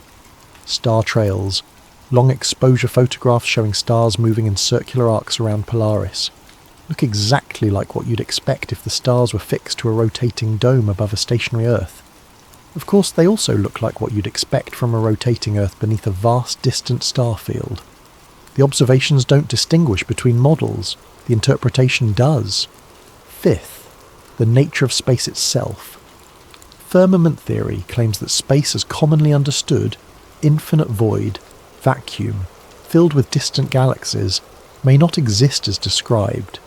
Instead, space might be a region within the enclosed system, the upper atmosphere transitioning into a different medium, possibly plasma, possibly something else. The vacuum of space might be real in the sense of low density, but not infinite, not extendable, not a place you can travel through to other planets or stars. This seems easily disprovable. After all, we've sent probes to other planets. We've landed rovers on Mars. We have photographs from throughout the solar system. But firmament theorists ask, how do you know? You've seen photographs and video. You've accepted official reports. But you haven't been there. You haven't verified it independently. You've trusted institutions to tell you the truth about what they've accomplished. And trust is not proof. This is where the theory becomes uncomfortable. It's not claiming that space agencies are lying about everything. It's suggesting that what they present as travel to distant planets might be something else. High-altitude flights, unmanned drones in the upper atmosphere, CGI enhancements, partial truths mixed with assumptions. Or it's suggesting that the probes are real, the data is real, but the interpretation is wrong. Maybe what we call Mars is not a distant planet, but something within the enclosed system, accessible at high altitude but not requiring interplanetary travel. These ideas are not presented with certainty. They're presented as possibilities that emerge when you stop assuming the standard model and start questioning what can actually be verified versus what must be accepted on authority. I realised, reading through these arguments, that firmament theory operates on a principle of radical skepticism. It trusts direct observation over expert interpretation. It trusts what you can verify over what you're told. This makes it appealing to people who distrust institutions, but it also makes it vulnerable to confirmation bias. If you decide to trust only what you can verify personally, you end up trusting very little, and in that void, alternative explanations flourish. But that doesn't mean the questions are invalid. The firmament theory survives not because people are ignorant, but because it asks questions that institutional science treats as settled beyond inquiry. And when questions are declared off limits, the very act of asking them becomes suspicious, which raises its own question. Why is questioning cosmology treated as more suspect than questioning politics, economics, or any other field where human interpretation plays a role? The answer might be that cosmology is foundational. If the shape of Earth and the nature of the sky are wrong, then everything built on those assumptions becomes questionable. The entire structure of modern knowledge rests on a few key premises about the physical world, and if those premises are challenged successfully, the structure falls. Maybe that's why the firmament theory persists, not because it's true, but because it's dangerous. And dangerous ideas, whether right or wrong, never truly die. They wait, dormant, until conditions allow them to resurface. I kept reading, uncertain whether I was approaching truth or falling into delusion. The line between them, I was beginning to realise, was thinner than I'd believed. Chapter 4. The Space Barrier. One of the most persistent claims within firmament research involves rocket launches and satellite footage. Specifically, the behaviour of objects as they ascend into the upper atmosphere and beyond. I started watching launch videos with a level of attention I'd never applied before. Not passively accepting what I saw, but actually observing, frame by frame in some cases. Firmament researchers point to videos of rocket launches, particularly those with onboard cameras that track the ascent. They claim that at a certain altitude, rockets do not continue straight up. Instead, trajectories curve, sharply and consistently, as if following the contour of something above. I watched a SpaceX Falcon launch from Cape Canaveral. The initial ascent is vertical, the rocket climbing straight up through the lower atmosphere. But around the time it passes through the densest cloud layers, somewhere between 40 and 60,000 feet, the trajectory begins to arc. Gradually at first, then more pronounced. The official explanation is orbital mechanics. Rockets curve because they are entering orbit, which requires horizontal velocity, not just vertical ascent. To orbit Earth, an object must move sideways fast enough that its fall toward Earth is balanced by its forward motion. This requires building up tremendous horizontal speed. The trajectory makes perfect sense within the framework of a spherical Earth in infinite space. You don't go straight up because straight up leads nowhere useful. You curve to build orbital velocity. But firmament researchers argue that the curve is too consistent, too pronounced, too early in the ascent to be explained purely by orbital insertion. They suggest that rockets curve because they encounter a boundary, and the only way to remain aloft is to follow that boundary, rather than attempting to penetrate it. I watched more launches: Russian Soyuz, Chinese Long March, European Ariane, Indian PSLV. Every launch, regardless of the agency or the stated mission, followed the same pattern. Vertical ascent, then curve, then horizontal acceleration. Is this evidence of a barrier, or is it simply how orbital mechanics work? The answer depends entirely on which model you start with. I looked for videos of rockets attempting purely vertical flights, missiles designed to go straight up rather than achieve orbit. The footage was harder to find, but it existed. High-altitude research rockets, ballistic missile tests. These also curved, though their paths were different from orbital launches. Firmament theorists point out that no rocket maintains a purely vertical trajectory beyond a certain altitude. They all curve, they all level off, they all behave as if following the inside surface of a dome, but orbital mechanics requires curves. Missiles follow ballistic arcs governed by their velocity and angle of launch. The observations don't distinguish between models without already assuming one. Then there's the footage itself, or rather the lack of certain kinds of footage. Firmament theorists ask, why is there no unedited, continuous video of a rocket or probe leaving Earth's atmosphere and travelling into deep space? Every transition from Earth to space involves cuts, edits, camera switches. We see the launch, we see orbit, we see images from space, but we never see the journey between in real time. I searched extensively. I found promotional videos, compilation reels, documentary footage. NASA's archive contains thousands of hours of material. SpaceX live streams launches regularly. The International Space Station broadcasts continuously. But an uncut video showing the continuous transition from ground level to orbital altitude, I couldn't find one. The standard answer is practicality. Rockets travel too fast for continuous tracking from a single camera. Distances are too vast for real-time transmission. Without compression, continuous footage would be boring. Minutes of empty sky followed by the rocket becoming a tiny dot. These explanations make sense, but the absence is noted, catalogued, treated as suspicious by firmament researchers. I kept searching. I found onboard camera footage from various launches. Typically the video shows the rocket ascending, clouds falling away, the sky darkening to black, and then cut, switch to external view, or switch to animation explaining what's happening. When continuous onboard footage exists, it often shows strange things. Fisheye lenses creating horizon curves that shift and bend unnaturally. The Earth appearing convex in one frame, concave in another, depending on camera position and lens distortion. Firmament researchers catalogue these distortions obsessively. They claim that the curved horizon we see in space footage is an artifact of wide-angle lenses, not evidence of Earth's spherical shape.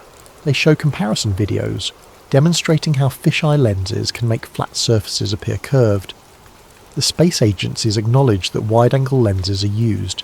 They're necessary to capture the full view in cramped spaces, but they argue that the curvature of Earth is visible even in footage shot with minimal distortion. Firmament researchers counter by asking for raw footage straight from the camera before processing. They want access to original files, metadata intact, showing exactly what cameras captured before any enhancement or correction. This raw footage is rarely available to the public. When it is released, it often comes after processing for colour correction, stabilisation, or format conversion. The original data exists in proprietary formats, archived by space agencies, not accessible for independent verification. Is this evidence of deception, or is it simply how institutions handle technical data? I started noticing patterns in how launches were broadcast. Live streams from SpaceX would show the rocket ascending, then switch to animation as it climbed beyond visual range. When the feed returned to live footage, the rocket was already in space, or the payload was being deployed, or the booster was descending for landing. The critical moments, the actual passage from atmosphere to space, were consistently absent from direct coverage.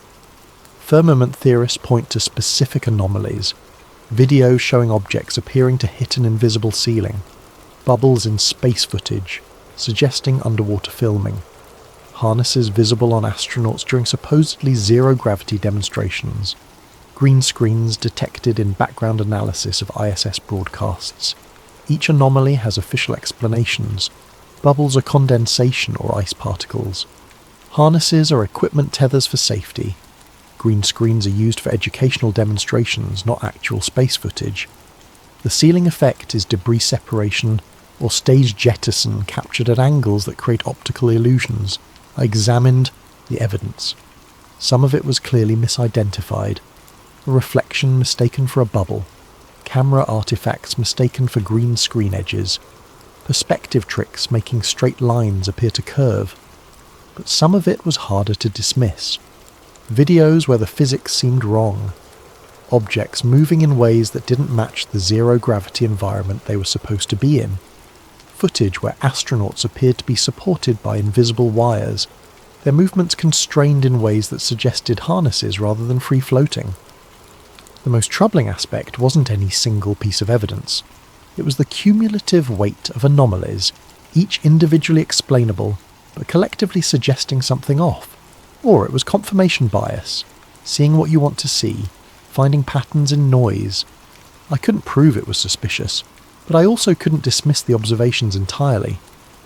What bothered me most was the realization that I had never questioned it before. I had simply accepted that space travel looked a certain way because that's how it was presented. But presentation is not proof. In the absence of certain types of evidence, unedited continuous footage, publicly available raw data, transparent access to verification, that absence might mean nothing, or it might mean everything. The firmament theory doesn't require vast conspiracy. It only requires institutional interpretation of data that we can't personally verify. And in the gap between what we're shown and what we can confirm, alternative explanations find room to breathe. Chapter 5. The Silence Above. One of the quieter elements of the firmament theory involves a simple question. What does it look like to leave Earth? Not from Earth, not looking back at Earth, but leaving. The act of passage from inside the atmosphere to outside it, uninterrupted, unmediated. I searched for this footage with genuine curiosity. I wanted to see what it looked like when a camera mounted on a rocket or satellite transitioned from sky to space, the moment when blue gives way to black, when atmosphere ends and void begins. I found compilations, edited sequences, animations, artist renderings. I found footage from the International Space Station showing Earth from orbit. I found re-entry videos showing the fiery descent back through the atmosphere. I found promotional material from space agencies, beautiful and inspiring, but I did not find unedited, continuous footage of the crossing itself. This absence is not proof of anything. It could be explained a dozen different ways, all of them mundane. Technical limitations, bandwidth constraints, editorial choices for public consumption, the sheer duration of ascent making continuous coverage impractical. But it is an absence, and firmament researchers treat absences as data. The theory suggests that the firmament does not need to be hidden if no one is looking for it. If the assumption is that space is infinite and accessible, then the lack of direct evidence for crossing into it becomes invisible. We see what we expect to see, and we explain away everything else. This idea troubled me more than I wanted to admit. How much of what I believed about the world came from direct experience versus mediated information? I had never been to space. I had never seen Earth from orbit with my own eyes. I had never witnessed a rocket launch in person, let alone tracked its entire ascent beyond the limits of visibility. Everything I knew about space came from images, videos, reports, textbooks, authorities. I trusted those sources. Of course I did. They came from institutions with resources, expertise, decades of accumulated knowledge. NASA, ESA, Roscosmos, SpaceX. These organizations employed thousands of scientists and engineers. They had budgets in the billions. They produced tangible results. Satellites that provided GPS, communications, weather forecasting. But trust is not verification. And verification, in the modern world, has become almost impossible for individuals. I started thinking about how knowledge works in a technological society. Most of what we know second-hand. We read it in books written by experts. We see it on screens showing footage from places we'll never visit. We accept it as true because rejecting it would require rejecting the entire edifice of specialised knowledge that makes modern life function. This is not inherently wrong. Specialisation is necessary.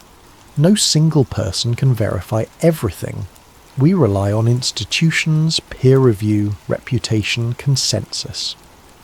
But what happens when those institutions have interest beyond truth? When they serve political, economic or ideological purposes? Space exploration, from its inception, was entangled with Cold War politics. The space race was not about science. It was about demonstrating technological superiority, projecting power, claiming ideological victory. Sputnik terrified the United States not because it was dangerous, but because it symbolized Soviet capability. The Apollo program was a response to that terror. Kennedy's speech about going to the moon was not a scientific proclamation. It was a strategic decision. We choose to go to the moon not because it's easy, but because it serves national interest. Firmament researchers point to this history and ask, if space exploration began as propaganda, how much of it remains propaganda? They note that the most iconic images of space exploration, the Apollo moon landing, Earthrise, the blue marble photograph, all emerged during the height of the Cold War. All were produced by a government with massive incentive to demonstrate superiority. All have been questioned, analysed, scrutinised for anomalies. The moon landing deniers have their own extensive literature, their own claimed evidence of staged footage, impossible shadows, missing stars. I was not researching moon landing conspiracies specifically, but the methodologies overlapped. Question official, narratives, examine footage for inconsistencies, demand primary sources. The firmament theory doesn't necessarily deny that Apollo happened. It questions what Apollo actually accomplished. Maybe astronauts went up. Maybe they orbited in high altitude. Maybe they landed somewhere. But did they land on a rock orbiting Earth at 250,000 miles away? Or did they land on something within the enclosed system, something we call the moon but misunderstand fundamentally? These questions feel absurd, but absurdity is not refutation. I kept returning to the central problem. Everything I knew about space came through mediation. Cameras, computers, institutions, interpreters.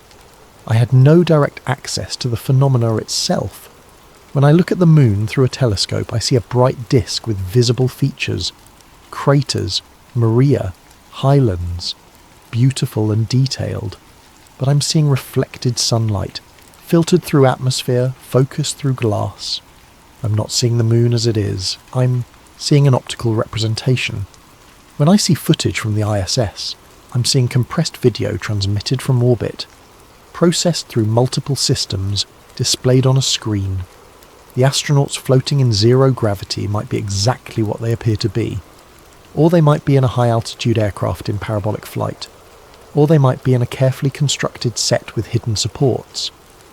I couldn't tell the difference from the footage alone. This is the epistemological problem at the heart of the firmament theory. We live in an age of unprecedented access to information, an unprecedented distance from primary experience.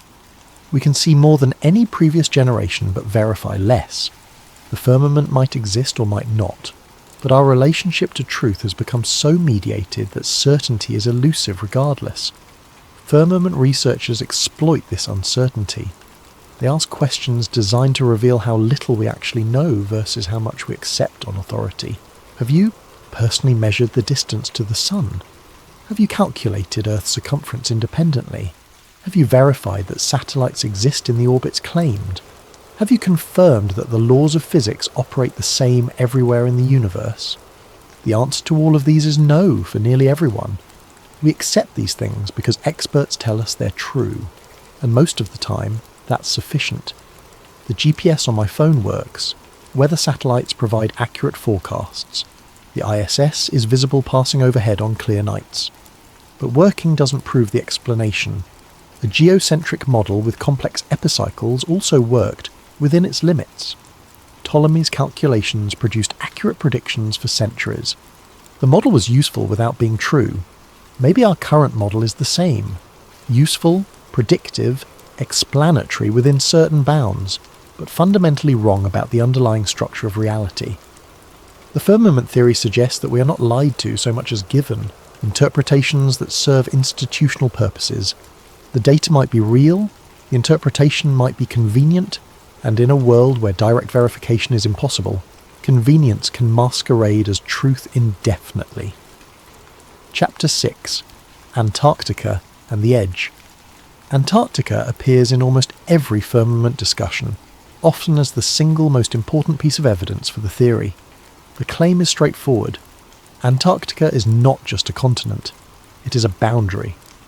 Not the southern edge of a spherical Earth, but the outer edge of the known world encircling everything else. In the firmament model, Antarctica functions as a perimeter, a wall of ice that surrounds the oceans and continents, marking the limit of the enclosed system. Beyond Antarctica, if the theory is correct, lies nothing, or something unknowable, or the edge of the firmament itself. This idea is not new. Before modern exploration, Antarctica existed in European imagination as Terra Australis Incognita, unknown, southern land. Medieval and Renaissance maps sometimes depicted it as a vast ring encircling the known continents, a counterbalance to the landmasses of the north. These maps were speculative. Cartographers included Terra Australis not from observation but from theory. They believed the world needed symmetry, that northern lands required southern equivalents to maintain balance, so they drew Antarctica before anyone had seen it. When actual exploration began in the 18th and 19th centuries, the picture that emerged was complicated. Captain James Cook circumnavigated Antarctica between 1772 and 1775, becoming the first explorer to cross the Antarctic Circle. But he never saw the mainland. He encountered impenetrable ice barriers that prevented further south penetration. He sailed along the ice edge for thousands of miles, mapping its extent but never confirming what lay beyond. Cook's journals describe the ice barrier as seemingly endless. He would sail parallel to it for days, weeks, always finding more ice, never finding passage. He concluded that if land existed beyond the ice, it was unreachable and uninhabitable. Firmament researchers point to Cook's voyage as evidence. He didn't circumnavigate a continent, he circumnavigated the ice barrier that surrounds the known world. The distance he travelled, over 60,000 miles, is far greater than the circumference of Antarctica as currently mapped. The official explanation is that Cook didn't sail in a tight circle around the continent. He meandered, followed ice flows, retreated and advanced based on conditions. His path was irregular, not a direct circumference, but the raw distance travelled remained striking. Later expeditions claim to have discovered and mapped the Antarctic mainland, but firmament researchers question these claims. They note that Antarctica is the least mapped, least verified continent. Most of its interior is inaccessible. What we call accurate maps are largely based on aerial surveys, satellite imagery, and ice-penetrating radar, all subject to interpretation. No one has walked across Antarctica following a route that would definitively confirm its shape. The few transcontinental expeditions followed predetermined paths, usually seeking the South Pole, not attempting to map the entire coastline or verify the overall structure. And then there's the Antarctic Treaty. Signed in Washington in December 1959, the Antarctic Treaty designated Antarctica as a scientific preserve. It banned military activity, prohibited mineral mining, suspended territorial claims, and established international cooperation in research. On its face, the treaty seems reasonable. Antarctica is harsh, remote, environmentally sensitive. International protection makes sense. But firmament theorists see something else. They note that the treaty was signed during the Cold War, a period when the United States and Soviet Union agreed on almost nothing. Yet both nations, along with 10 others, immediately signed a binding agreement about Antarctica. Why? What made Antarctica so important that ideological enemies found common ground there? The treaty's provisions are extensive. Article 1 prohibits any military activity.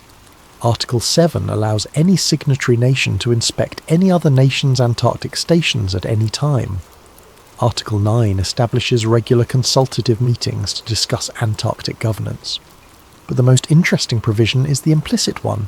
All territorial claims are frozen. 7 nations had claimed portions of Antarctica before the treaty. The treaty doesn't resolve these claims. It suspends them indefinitely. No new claims can be made. Existing claims cannot be enforced or expanded. Firmament researchers ask, why freeze territorial claims on a frozen wasteland? If Antarctica is just ice and rock with no strategic value, why bother with complex international governance? The official answer involves science and environmental protection.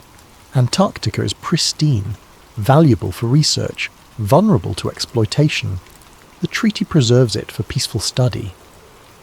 But firmament theorists suggest the treaty serves another purpose, controlling access. By making Antarctica an international preserve, no single nation can claim it, but also no independent expedition can explore it freely. I investigated this claim. I found that visiting Antarctica is indeed difficult. Tourism exists, but it's heavily regulated. Tour operators must follow strict protocols established by the International Association of Antarctica Tour Operators. Landing sites are limited, activities are restricted. Independent travel is essentially impossible without permits, approvals, and enormous expense. Private expeditions to Antarctica's interior require permission from multiple governments, logistical support from approved contractors, insurance, emergency extraction plans. The barriers are not legal prohibitions, but practical impossibilities. You can visit Antarctica as a tourist, but you'll see what tour operators show you. You can conduct research there, but you'll work within established stations under treaty oversight. You cannot simply charter a boat, sail south, and explore independently. Firmament researchers catalogue stories of people who tried, adventurers who planned Antarctic expeditions and faced bureaucratic roadblocks, researchers whose projects were denied permits for vague reasons, filmmakers who requested access to interior regions and were told no. Are these restrictions about environmental protection or about preventing discovery of something that contradicts official narratives? I found one account particularly compelling. A private explorer claimed he wanted to sail along Antarctica's coast, filming continuously, creating a full video record of the entire perimeter. His stated goal was to verify Antarctica's shape and size independently. Never got approval. Authorities cited safety concerns, environmental regulations, lack of proper insurance. He tried multiple times over several years, adjusting his plans to meet objections. Each time new barriers appeared. Eventually he gave up. His account, posted in various forums, reads like someone defeated by bureaucracy rather than physical impossibility. The message: "You can't go there because we won't let you." Is this evidence of conspiracy? Or is it simply how institutions manage risk and protect sensitive environments? I couldn't answer definitively, but the pattern was there. Antarctica is unique in being both accessible in theory and restricted in practice. You can go, but only under conditions that ensure you see what you're supposed to see. Firmament theory suggests that if Antarctica is the edge, the perimeter wall of the enclosed world, then it must be protected not by force but by procedure. Make it legal to visit but impractical to explore. Allow research but control where researchers go. Permit tourism but limit what tourists can access. This is conspiracy theory methodology, finding sinister purpose in bureaucratic complexity. But it's also worth noting that Antarctic governance is genuinely unusual. No other landmass is subject to such comprehensive international control. No other region is simultaneously claimed by multiple nations and governed by none. The firmament theory asks, what is Antarctica hiding? And the unsettling answer might be the fact that it's not hiding anything. It's openly there, surrounding everything, and we're just not allowed to look closely enough to realise it. I looked at maps of Antarctica. The official ones show a roughly circular continent centred on the South Pole. The firmament model depicts it as a ring around the outer edge of a flat plain. Both maps use the same data points, the same coastline observations, the same ice formations, but they project that data onto fundamentally different shapes. One assumes a sphere, one assumes a plane, and from where we stand looking at paper or screens, we cannot tell which projection is true. Chapter 7. Control through Cosmology. The firmament theory expands beyond questions of physics. It becomes, at its deepest level, a theory about purpose. If Earth is a ball spinning through infinite space, then humanity is a cosmic accident. We are the product of random processes, isolated in a vast and indifferent universe. There is no centre. There is no purpose. There is only the cold mathematics of matter and energy. This is not incidental to modern cosmology. It is foundational. I started reading the history of how scientific cosmology displaced religious cosmology.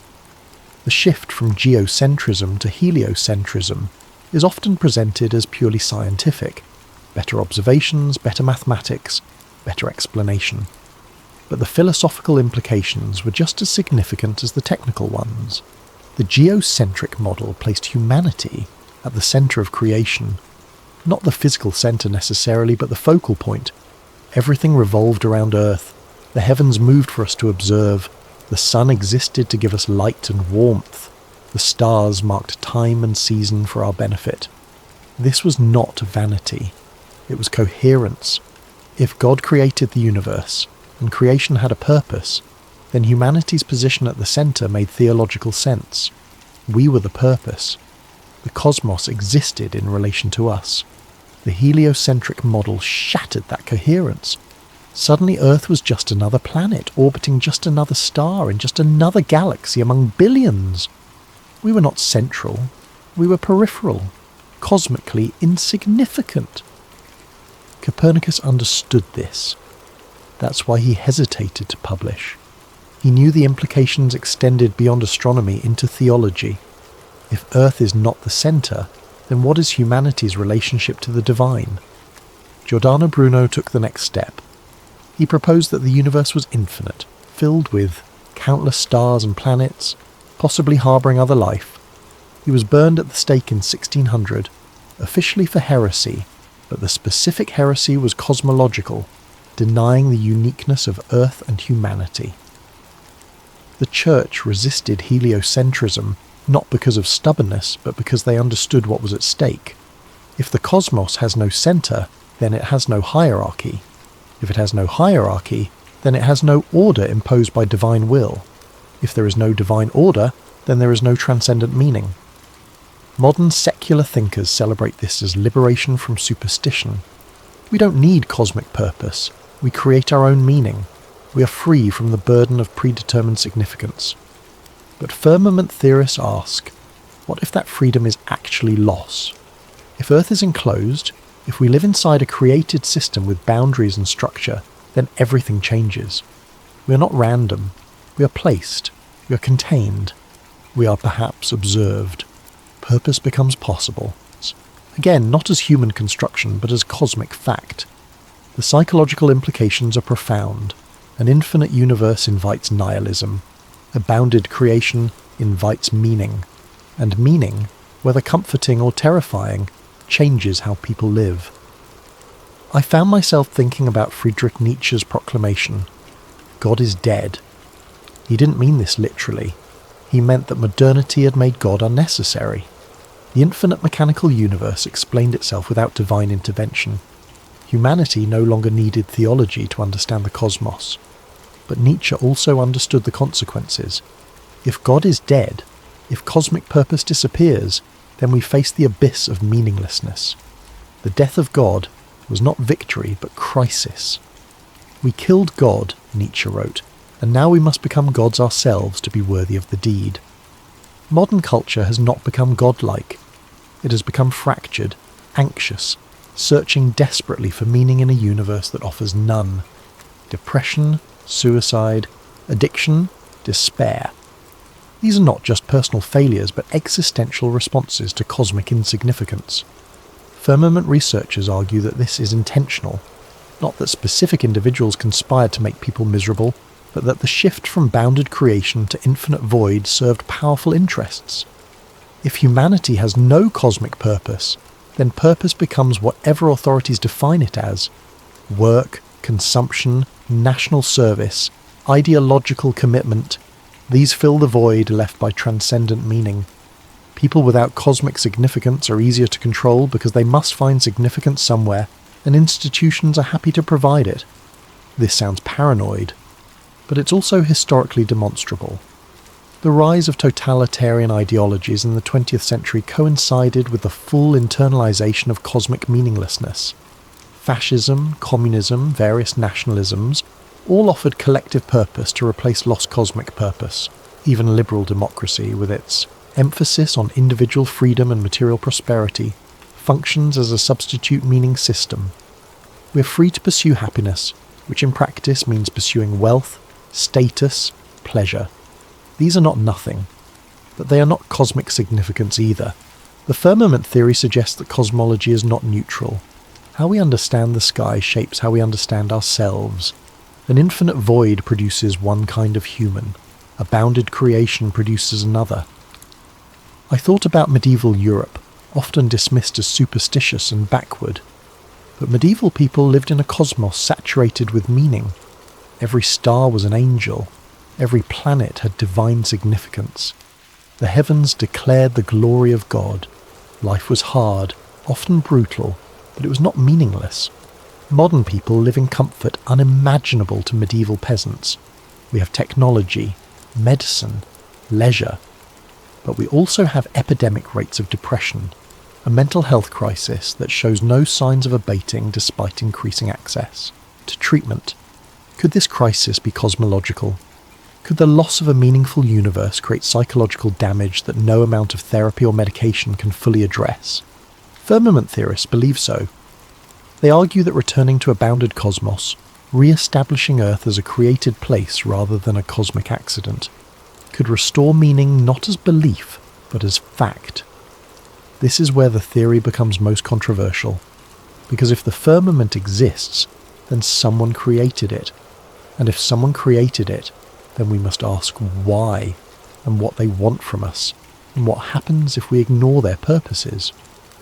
These are theological questions masquerading as cosmological ones. Science is not equipped to answer them. Science deals with mechanism, not meaning. It can tell us how things work, but not why they exist or what we should do about it. The firmament theory reintroduces purpose as a scientific question. If Earth is enclosed, that enclosure was deliberate, the system was designed. And design implies designer, which implies intent, which implies meaning. Modern science fled from this centuries ago, not because design was disproven, but because methodologically limiting science to mechanism made it more productive. You can study how planets orbit without asking why planets exist. You can understand gravity without understanding purpose, but the limitation was methodological, not metaphysical. Science chose not to ask certain questions, not because they were invalid, but because they were outside its scope. Firmament theory asks those questions again, not through theology, but through cosmology. It treats the structure of the universe as evidence for purpose, and purpose as evidence for structure. This circularity is intentional. If you start from materialism, the assumption that only matter and energy exist, then purpose is illusion. But if you start from purpose, the assumption that existence has meaning, then materialism is incomplete. The choice between these starting points is not scientific, it's philosophical. And philosophy, unlike science, does not settle questions through experiment. It settles them through commitment. Modern culture committed to materialism, not because it was proven true, but because it was useful. It enabled technological progress, economic growth, social engineering. It made the world predictable, controllable, exploitable. But it also made the world empty, and emptiness, no matter how comfortable, eventually becomes unbearable. The firmament theory offers an alternative, not a return to medieval superstition, but a reframing of modern knowledge. Keep the observations, change the interpretation, recognise that the infinite void might be a choice rather than a discovery. And if it's a choice, we can choose differently. Chapter 8. The Psychological Barrier. The strongest argument against the firmament theory is not scientific, it's psychological. The idea of a solid sky feels impossible, not unlikely, not improbable, impossible in a way that bypasses reason and settles directly into instinct. We have internalized the infinite universe so completely that questioning it feels like questioning reality itself. It's not that we've examined the evidence and found the firmament lacking. It's that the firmament violates the shape of the world as we've been taught to imagine it. And that, firmament researchers argue, is exactly how the system works. I started paying attention to my own reactions as I researched. Every time I encountered a firmament claim that felt compelling, I noticed a reflex, a voice in my head that said, "This can't be true," not "this doesn't seem true," or "I need more evidence." Simply, "This can't be true." That reaction was automatic, instantaneous, occurring before any conscious evaluation of the claim itself. I recognized it as cognitive dissonance, the psychological discomfort that occurs when new information contradicts existing beliefs. The human mind resists this discomfort. We have multiple strategies for reducing it: rejecting the new information, reinterpreting it to fit existing beliefs, or creating rationalizations that allow both to coexist. What we rarely do is actually change the foundational belief, because foundational beliefs are integrated into our entire understanding of reality. Changing them means rebuilding from scratch. The firmament theory, if true, would require exactly that kind of rebuilding. Everything I learned about the universe, from elementary school through university, would need to be re-examined. Not just astronomy, but physics, geology, history, philosophy. The entire edifice of modern knowledge rests on certain cosmological assumptions. If those assumptions are wrong, the edifice doesn't just modify, it collapses. This is terrifying. Not intellectually terrifying, but existentially so. It means that the authorities I trusted were wrong. The institutions that educated me failed. The consensus, reality I share with billions of people, is mistaken. More than mistaken, constructed. Built deliberately to produce a certain kind of understanding, a certain kind of human being. I found myself thinking about education, how we learn about the universe from childhood. Picture books showing the solar system, the planets orbiting the sun, Earth as a blue marble floating in black void.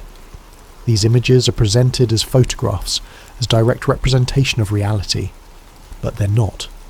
They're artist renderings, composites, CGI reconstructions based on data interpreted through models. The photograph of Earth from space that hangs in classrooms is usually a composite of multiple images stitched together and colour corrected for visual appeal. Nothing wrong with that inherently, but we're not told it's a composite. We're shown it as truth, and we internalise it as truth, and by the time we're old enough to question, the belief is so fundamental that questioning feels absurd. This is social conditioning. Not in the sinister sense of deliberate brainwashing, but in the mundane sense of how cultures transmit worldviews. Every society teaches its children a cosmology. Medieval Europe taught bounded heavens and divine hierarchy. Ancient Egypt taught the sky goddess Nut arching over the earth. Modern society teaches infinite space and cosmic insignificance. None of these cosmologies is self-evident. All require teaching, reinforcement, correction, when children's natural observations differ from approved understanding. I remembered being told as a child that the earth was round. I looked at the horizon, it appeared flat. I was told this was because the earth is very large and I was very small. The curvature exists but is imperceptible at ground level. I accepted this explanation. What choice did I have? Every adult, every teacher, every book agreed. Doubting would have meant doubting everything, isolating myself from consensus reality. So I learned to trust authority over observation. I learned that what appears true might be false, and what appears false might be true, and the way to navigate this is to trust experts. This is not unreasonable. Experts exist for good reason. Specialization is necessary, but it creates dependence. And dependence creates vulnerability to deception, whether intentional or accidental. Firmament theory survives because it identifies this vulnerability and exploits it. It asks, what if the experts are wrong? Not about everything, but about this one foundational thing. The resistance to that question is not rational. It's defensive. It's the mind protecting itself from chaos. Psychologists have studied this phenomenon.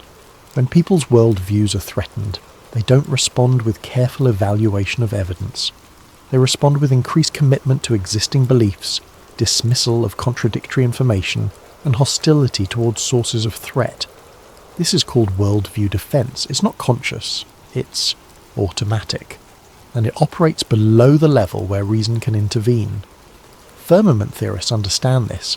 That's why they frame their arguments carefully. They don't lead with, the earth is flat, because that triggers immediate rejection. Instead, they ask questions. They point to anomalies. They invite curiosity rather than demanding belief. The method is Socratic. Undermine certainty gradually. Create doubt. Show that what seems obvious might be assumption. Demonstrate that accepted answers don't fully address underlying questions. This works on some people.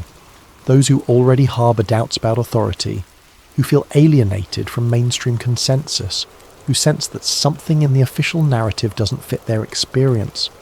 For them, the firmament theory is not absurd, it's liberating.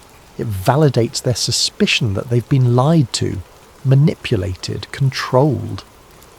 But it also creates new certainties just as rigid as the old ones. Firmament believers often become as dogmatic as the scientific materialists they oppose. They dismiss counter-arguments reflexively. They interpret every piece of evidence as confirmation. They retreat into echo chambers where their beliefs are never seriously challenged. This is the trap of conspiracy thinking. It begins with legitimate questions but ends with unfalsifiable worldviews. If all evidence against your theory can be explained as part of the conspiracy, then your theory becomes immune to disproof. The firmament theory walks this line. At its best, it's genuine inquiry into cosmological assumptions. At its worst, it's paranoid fantasy that sees deception everywhere. I tried to stay on the inquiry side, to ask questions without committing to answers, to examine evidence without deciding prematurely what it meant. But I felt the pull, the attraction of having an explanation that accounts for everything. The comfort of knowing or believing I know what others miss. This is the psychological allure of conspiracy theories generally. They promise hidden knowledge, special insight, the power of seeing through illusion. They elevate the believer above the deceived masses. This is ego gratification masquerading as truth-seeking, and it's dangerous because it feels like enlightenment. The firmament theory specifically offers something unique. It's not just about governments lying or corporations corrupting. It's about the fundamental nature of reality being other than we've been told. If true, it means we live in a creation, not an accident. We have purpose, not randomness. We are observed, not isolated. These are comforting ideas for people who find modern cosmology existentially devastating. The firmament offers meaning, structure, cosmic significance. But comfort is not truth, and the desire for meaning can override critical thinking just as easily as fear or anger can. I had to keep reminding myself, the fact that I want something to be true doesn't make it true. The fact that believing something would be psychologically beneficial doesn't make it correct. Truth is independent of preference. Reality doesn't care what we need it to be, but we care, and that caring shapes what we're willing to consider, what we're able to see, what we can accept. The psychological barrier to the firmament theory is not that it's too absurd to believe, it's that accepting it requires surrendering too much. The comfort of consensus, the trust in institutions, the shared reality that makes communication possible. These are not small things to surrender, and most people won't. Not because they've examined the evidence and found it lacking, but because the cost of belief is too high. The firmament theory survives on the margins, among people for whom the cost of disbelief has become higher than the cost of belief. People who have already lost trust, already feel alienated, already suspect that consensus reality is constructed rather than discovered. For them, the firmament is not absurdity, it's the truth that makes sense of everything else that doesn't. Chapter 9. The Cracks in the Sky. There are stories, scattered and unverified, of anomalies in the upper atmosphere. I started collecting them the way firmament researchers do, not with the assumption that they prove anything, but with the recognition that patterns emerge from accumulation. Strange sounds recorded by high-altitude balloons, hums and vibrations that don't correspond to known atmospheric phenomena. The frequency ranges are wrong for wind, too regular for turbulence, too persistent for equipment malfunction. I found a research paper from a team that launched weather balloons equipped with acoustic sensors. At altitudes above 100,000 feet, the sensors detected sounds described as humming or rumbling. The sounds occurred consistently at similar altitudes across multiple launches. The researchers noted them in their data but had no explanation. Atmospheric pressure at that height is too low for conventional sound propagation. Yet the sensors recorded something. The paper was published in a minor journal. I found no follow-up studies. The phenomenon was noted and abandoned, filed under unexplained and forgotten. Firmament researchers catalogue this as evidence of the barrier.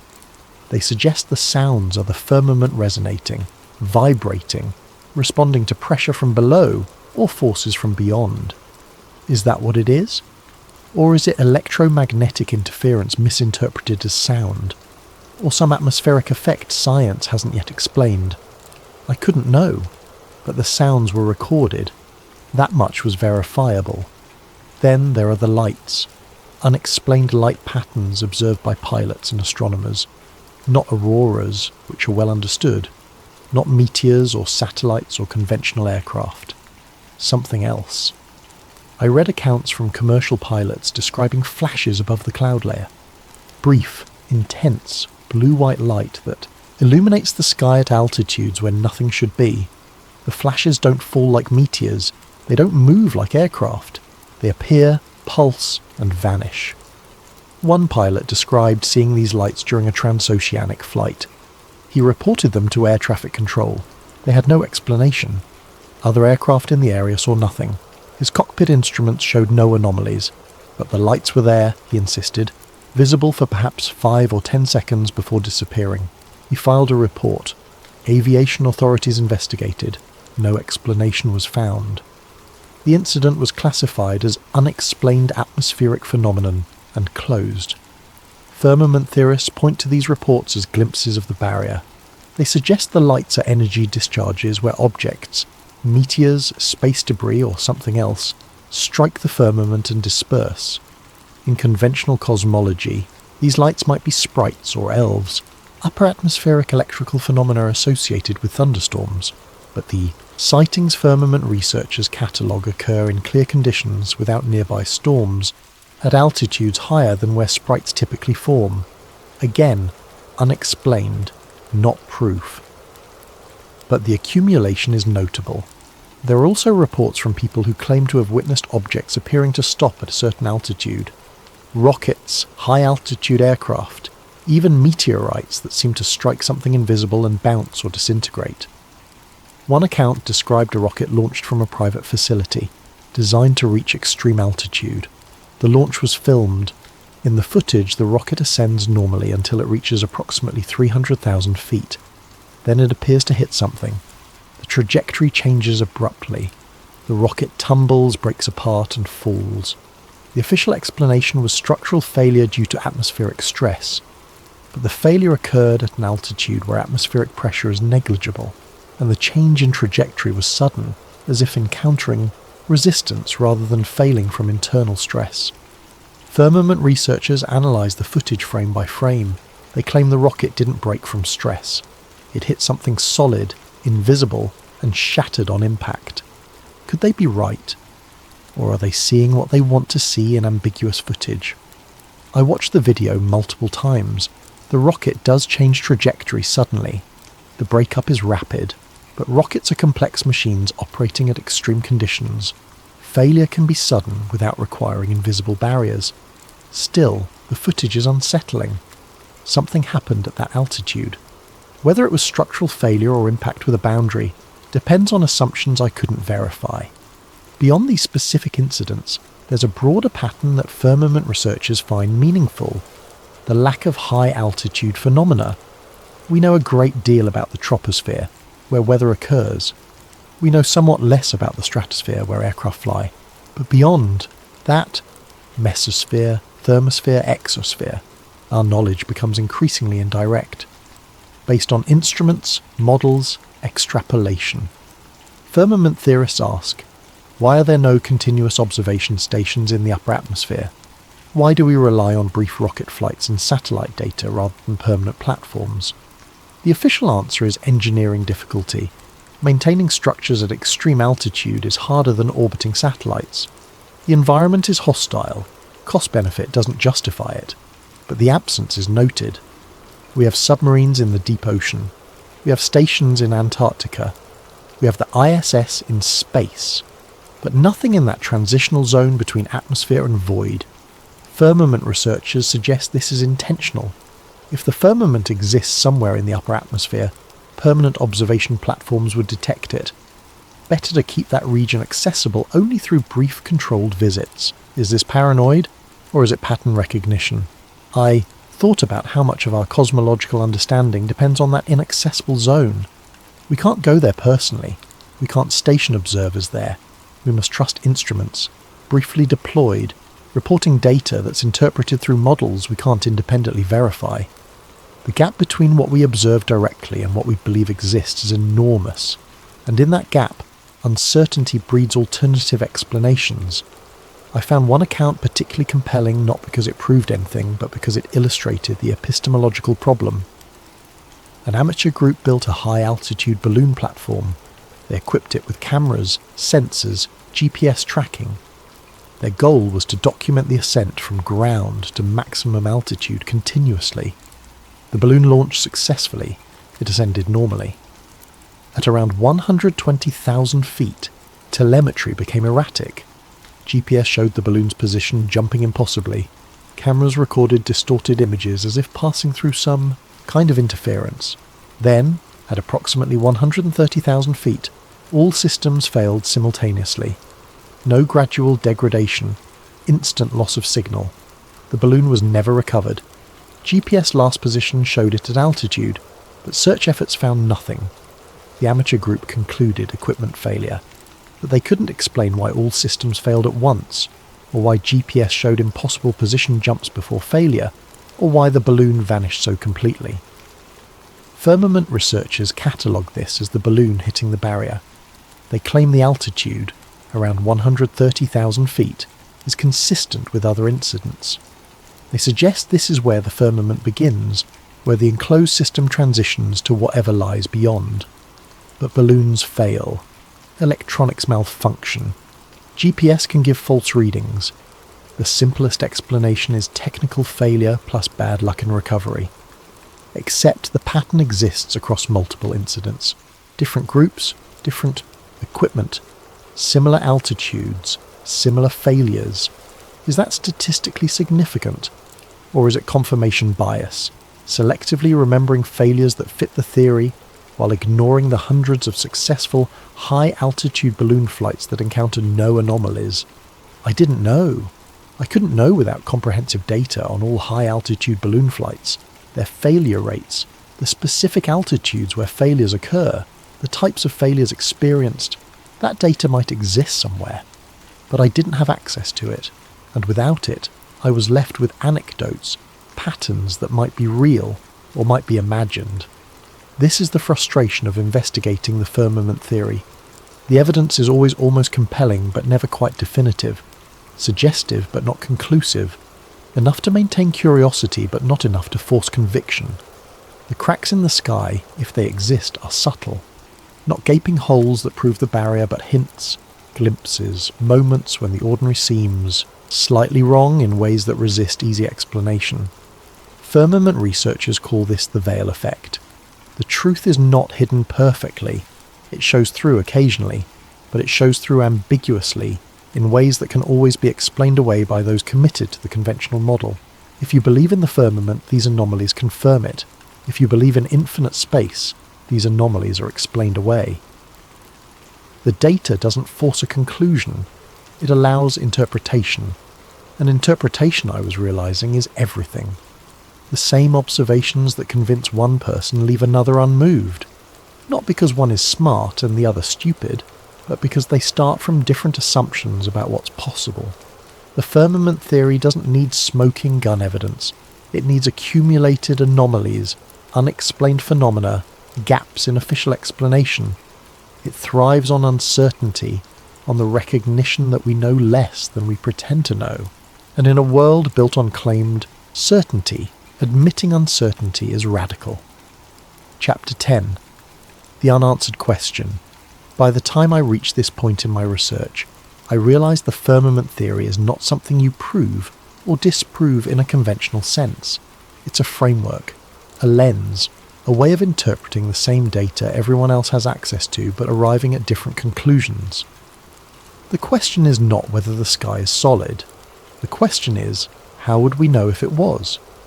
If we live inside a closed system, if the sky is a boundary we cannot cross, then every piece of evidence we encounter would be interpreted through a model that assumes the opposite. We would see launches, orbits, satellites, space stations, and we would assume they prove infinite space because that's the only framework we've been given. But what if the framework is wrong? What if everything we observe is real but explained incorrectly? I thought about how science progresses. The standard story is that new evidence forces new theories.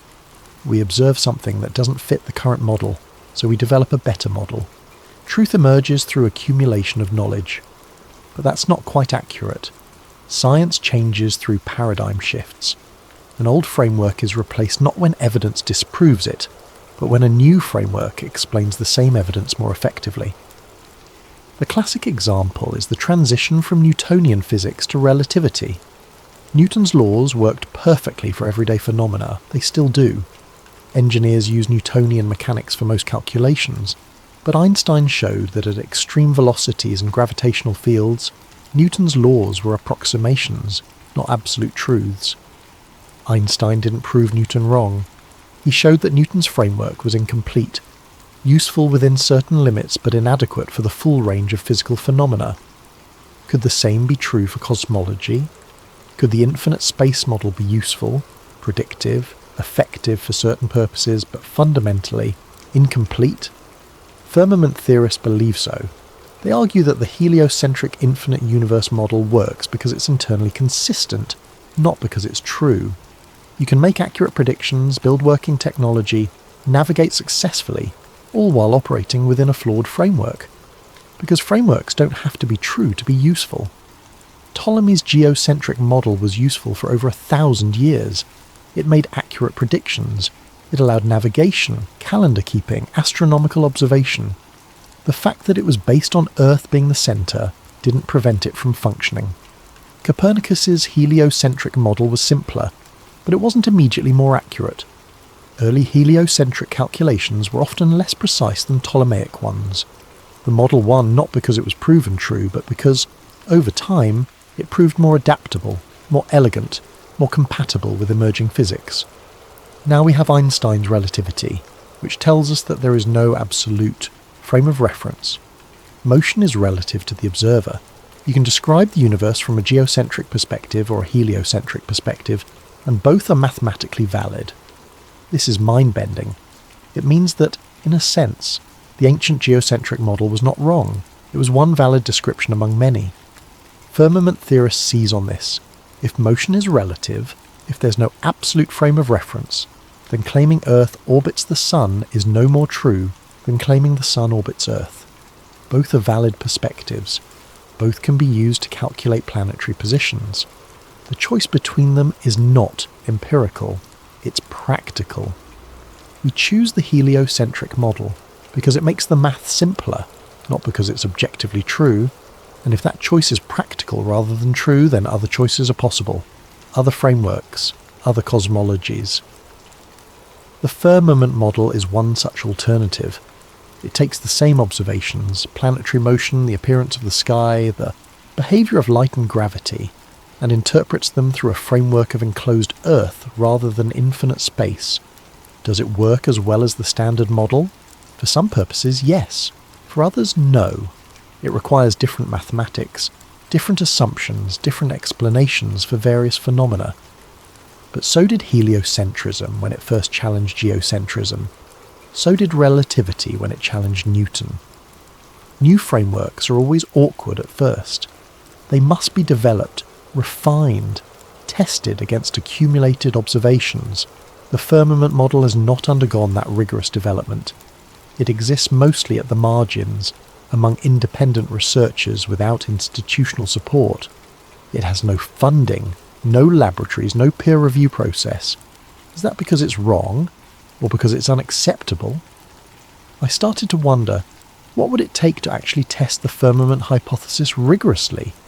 You would need independent access to high altitudes, the ability to launch your own rockets or balloons equipped with instruments designed to detect boundaries rather than assuming infinite space. You would need access to raw satellite data, unprocessed, with full metadata. The ability to verify that images from space are what they claim to be rather than composites or reconstructions. You would need permission to explore Antarctica independently, without restrictions, to circumnavigate it in ways that would definitively confirm or deny its shape. You would need the ability to repeat historical experiments like measuring Earth's curvature or testing for rotation, with modern equipment transparently, with results that can't be dismissed as error or misinterpretation. All of this is theoretically possible, but practically, nearly impossible without institutional backing, and institutions are committed to the current model.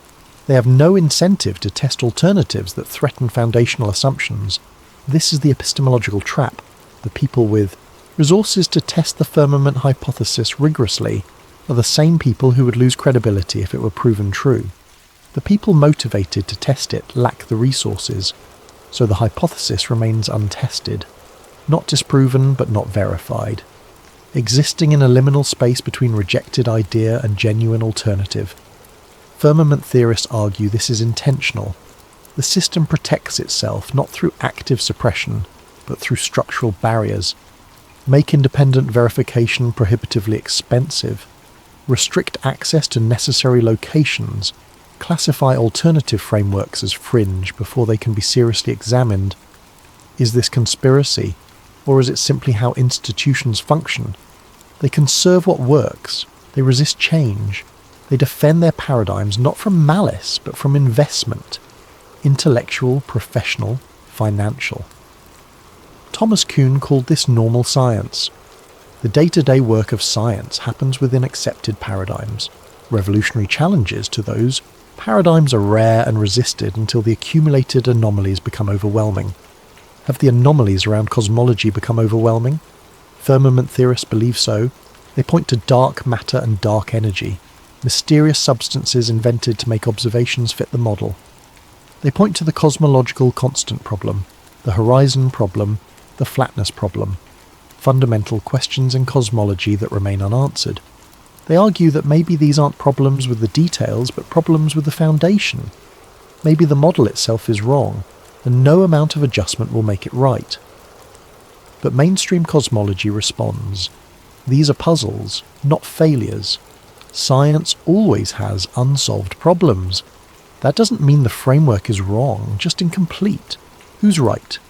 I couldn't say. Both arguments have merit. Science is always incomplete, but sometimes incompleteness indicates deeper error. What struck me most was the realization that I couldn't decide through pure reason. The question is too large, too foundational. It touches on epistemology, metaphysics, the nature of knowledge itself. How do we know what we know? Through observation, through authority, through institutional consensus, through personal verification. Each method has strengths and weaknesses. Each can lead us astray. And when they conflict, when observation seems to contradict authority, when personal investigation challenges consensus, we must choose which to trust. That choice reveals our values, what we believe about truth, knowledge, power, and trust. The firmament theory asks us to distrust authority, to question consensus, to privilege direct observation over expert interpretation. This is appealing to people who feel betrayed by institutions. It's threatening to people who depend on those institutions for meaning and structure. But it's not simply right or wrong. It's a different epistemological stance, with different risks and different rewards. Trust authority. You might be deceived, but you benefit from accumulated knowledge. Distrust authority. You might discover hidden truth, but you might fall into paranoid delusion. Both paths are dangerous. Both require wisdom to navigate. I don't have that wisdom. I'm still learning. Still trying to figure out how to evaluate claims that exceed my ability to verify directly. The firmament theory taught me this much. I know less than I thought I knew. The confidence I had in modern cosmology was not based on personal investigation, but on trust. And trust, while necessary, is not knowledge. Maybe the sky is solid. Maybe it's infinite void. Maybe the truth is something neither model captures. But the question matters. Not because answering it will change how I live. I'll still wake up, work, eat, sleep regardless of the sky's nature. But because asking it reveals the limits of my knowledge and the structure of my beliefs. And those limits, those structures, are worth examining whether the firmament exists or not. The exercise of questioning fundamental assumptions has value. It makes me more careful about certainty, more aware of how much I accept on faith, more humble about the difference between what I know and what I've been taught. And maybe that's the real purpose of the firmament theory. Not to prove the sky is solid, but to prove that we're still capable of asking. The resistance to that question, the immediate dismissal, the reflex that says this is too absurd to consider. That resistance might be the most interesting data of all. Because if the sky is solid, if we live in a contained world, then the system would not need to hide it perfectly. It would only need to make the idea of questioning it feel absurd, and it has succeeded. Epilogue. Living under a ceiling. I looked up at the night sky after finishing my research. It looked exactly the same as it always had. Calm, infinite, open. The stars were bright. The moon hung low on the horizon. The darkness stretched on forever, or seemed to. I didn't know if the firmament was real. I still don't. But I understood why the theory persists. Why it attracts people who are not fools, not uneducated, not detached from reality. It persists because it asks a question that should not matter but does. What if the most fundamental assumption of modern cosmology is wrong? If the sky was never meant to open? If we live inside something rather than on something? If the boundary above us is real but invisible? then the greatest illusion would be believing it already disappeared. And perhaps that's the point. Not to prove the firmament exists, but to prove that we are still allowed to ask. I turned away from the sky and went inside.